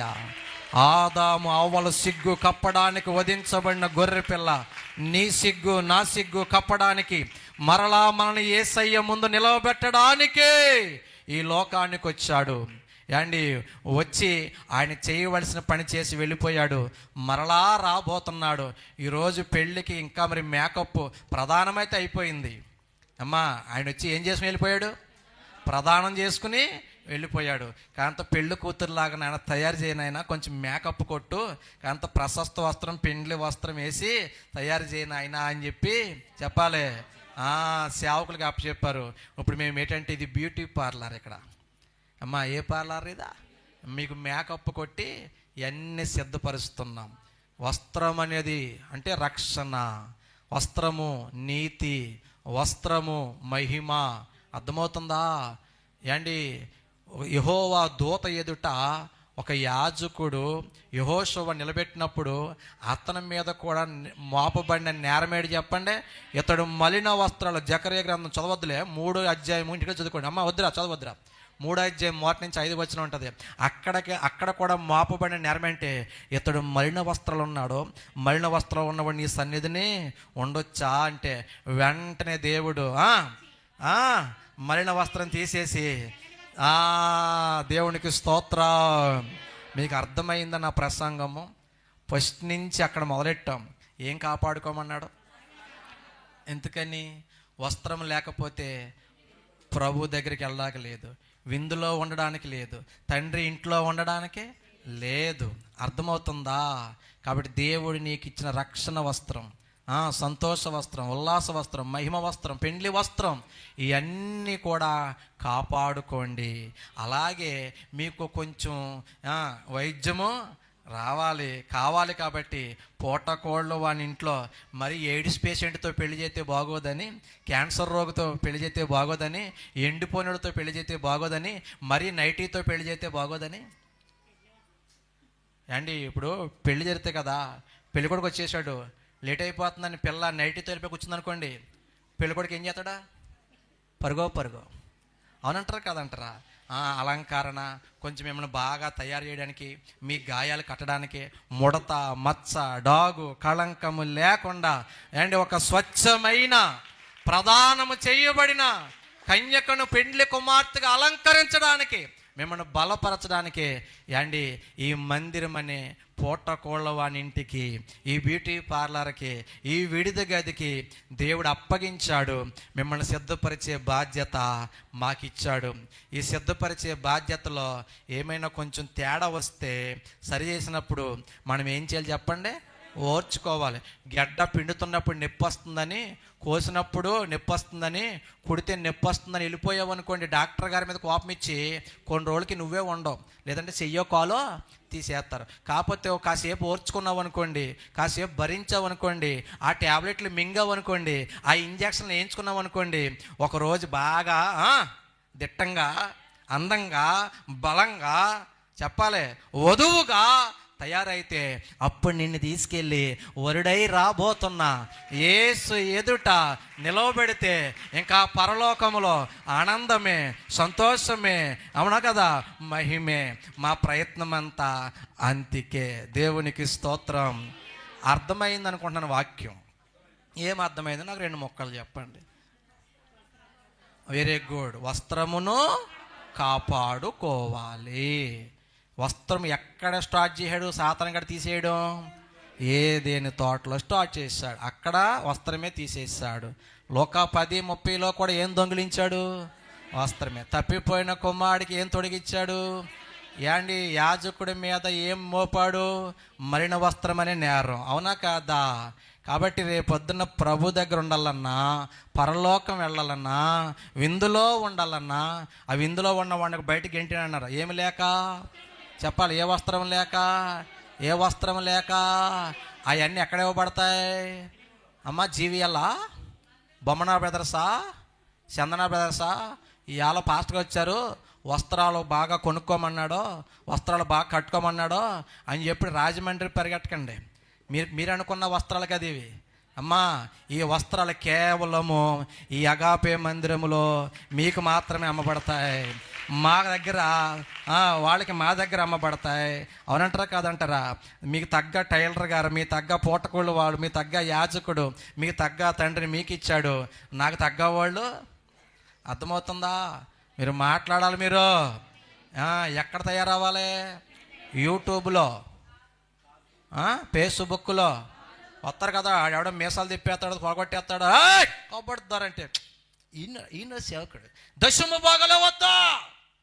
అది పాత నిబంధన రా, కొత్త నిబంధనలు ఎక్కడ ఉందరా అంటాడు. అక్కడ బైబిల్ తెలుసా? అమ్మ నిజంగా అడుగుతున్నాను, కొత్త నిబంధనలో ఉందా దశమ భాగం ఇమ్మని వద్దని? మొత్తం 23:23లో ఉంటుంది. చదువుతారా? మరి కూటమి టైం అయిపోయింది. మరి పోనీ మీ తృప్తి కోసం మాట చదివేసి నించోండి, ప్రార్థన చేస్తాం. చదవక్క. మీరు పుదీనాలోనో అమ్మా సోపులోనో జీలకర్రలోనో 10వ వంతు చెల్లించి ధర్మశాస్త్రములో ప్రధానమైన విషయములలో అనగా అమ్మా న్యాయమును కనికరమును విశ్వాసమును విడిచిపెట్టి తిని వాటిని మానక. అది అండర్లైన్ చేయి, పెద్ద సున్నా ఏంటి దానికి? 10వ భాగము వాటిని మానక. అది కొత్త నిబంధన లేదు బెదర్. మరి ఇదేంటి బెదర్? వీళ్ళకి బైబిల్ తేలది పెచ్చోళ్ళకి. ఆడు చెప్పాడంటే అది మనకు అనుకూలంగా ఉంటే లేనట్టే, అంతేనా? ఉందా లేదా బైబిల్లో? ఇంకా సూపర్ పాయింట్ చూపించమంటారా? చదవద్దా? ఇది గుడిపై పేలిపోద్ది చదివితే మీకు.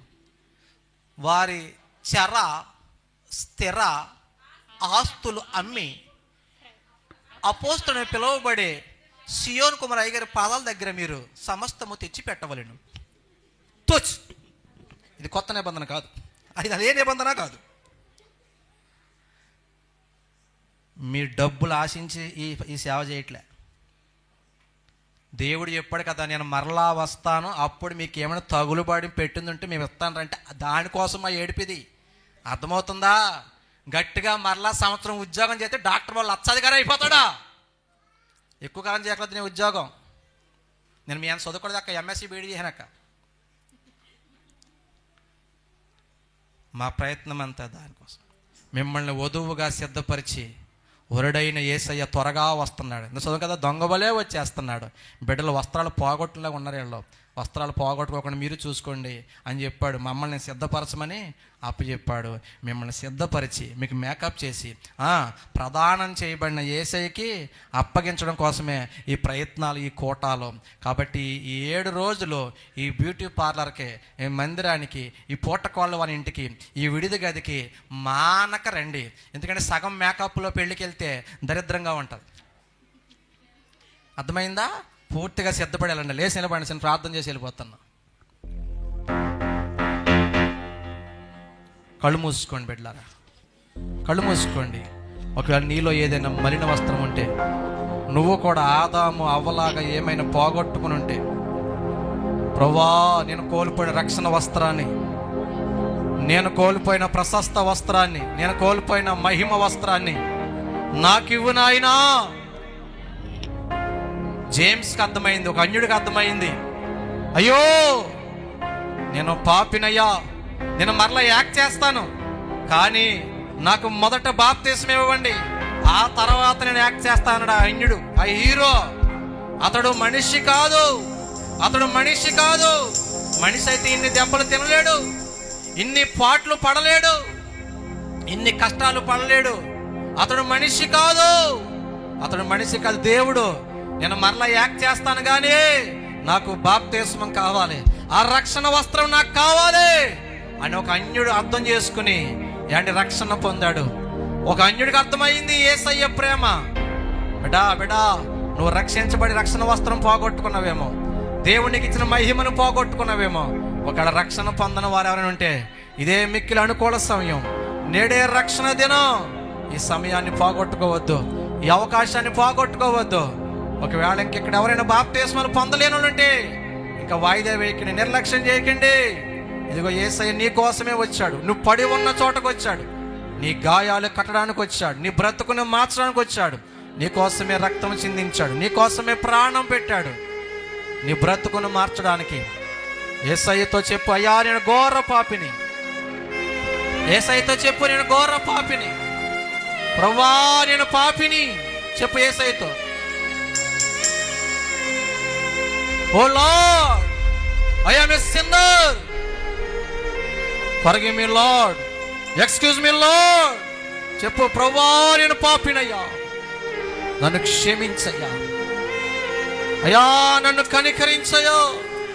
యెరూషలేము విడిచి, సహవాసాన్ని విడిచి వెళ్ళిన వాడి గతిలాగే నా గతి, నా బిడ్డల గతి ఉంది నాయనా. మరలా నీ ఇంటికి మమ్మల్ని చేర్చయ్యా. తప్పిపోయిన కుమారుని తండ్రి ఇంటికి చేర్చుకున్నట్లు యేసయ్యా నన్ను చేర్చుకొని. అయినా నేను పాపిని, పాపిని నేనయ్యా, ఘోర పాపిని నేనయ్యా, పాపిని నేనయ్యా, ఘోర పాపిని నేనయ్యా. నీ రక్తాన్ని కార్చి నా పాపాలు కడిగి, నీ రక్తాన్ని కార్చి నా పాపాలు కడిగి చేర్చుకున్నావయ్యా యేసయ్యా, నన్ను చేర్చుకున్నావయ్యా. పాపిని నేనయ్యా, ఘోర పాపిని నేనయ్యా, పాపిని నేనయ్యా, ఘోర పాపిని నేనయ్యా. రక్తాన్ని కార్చి నా పాపాలు కడిగి, రక్తాన్ని కార్చి నా పాపాలు కడిగి చేర్చుకున్నావయ్యా చేర్చుకున్నావయ్యా చేర్చుకున్నావయ్యా యేసయ్యా చేర్చుకున్నావయ్యా యేసయ్యా.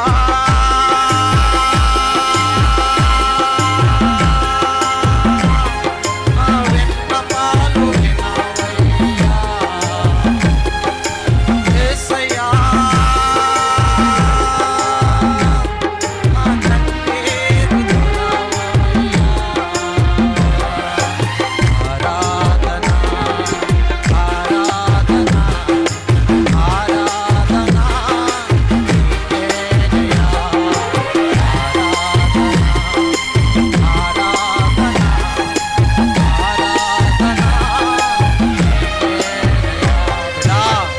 ఘోర పాపని ప్రభు దగ్గర ఒప్పుకో, నీ పాప స్థితిని ఒప్పుకో. ఎక్కడ పడిపోయావో,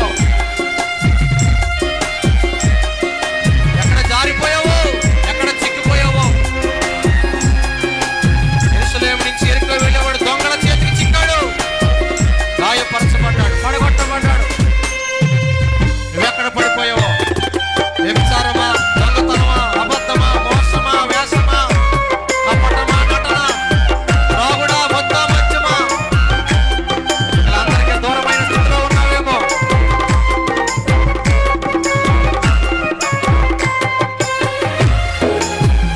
పశ్చాత్తాపడు, పశ్చాత్తాపడు. ప్రశస్త వస్త్రము దేవుడు అలంకరించబోతున్నాడు, రక్షణ వస్త్రం అలంకరించబోతున్నాడు. నాకెవరు లేరయ్యా, నాకు తోడెవరున్నారయ్యా.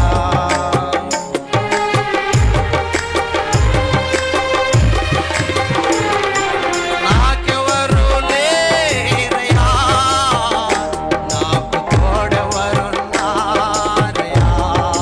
అవునయ్యా, ఈ లోకంలో నీకు ఎవరు లేరేమో, యేసయ్యా నీకు తోడుగా ఉన్నాడు. నువ్వు పడి ఉన్న చోటుకు వచ్చాడు బిడ్డ, నీ గాయాలు కట్టి నీకు సేవకునిచ్చాడు. ఇదిగో అప్పగించుకో, నీ పగటి పూట అప్పగించుకో. నాకెవరు లేరయ్యా, నాకు తోడెవరున్నారయ్యా. రక్తాన్ని కార్చి నా పాపాలు కడిగి, నీ రక్తాన్ని కార్చి నా పాపాలు కడిగి హత్తుకోవయ్యా యేసయ్యా, హత్తుకోవయ్యా అవునయ్యా,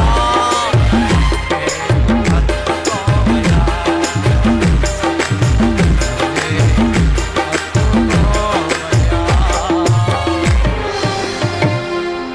పశ్చాత్తాపడు, ఒక నిమిషం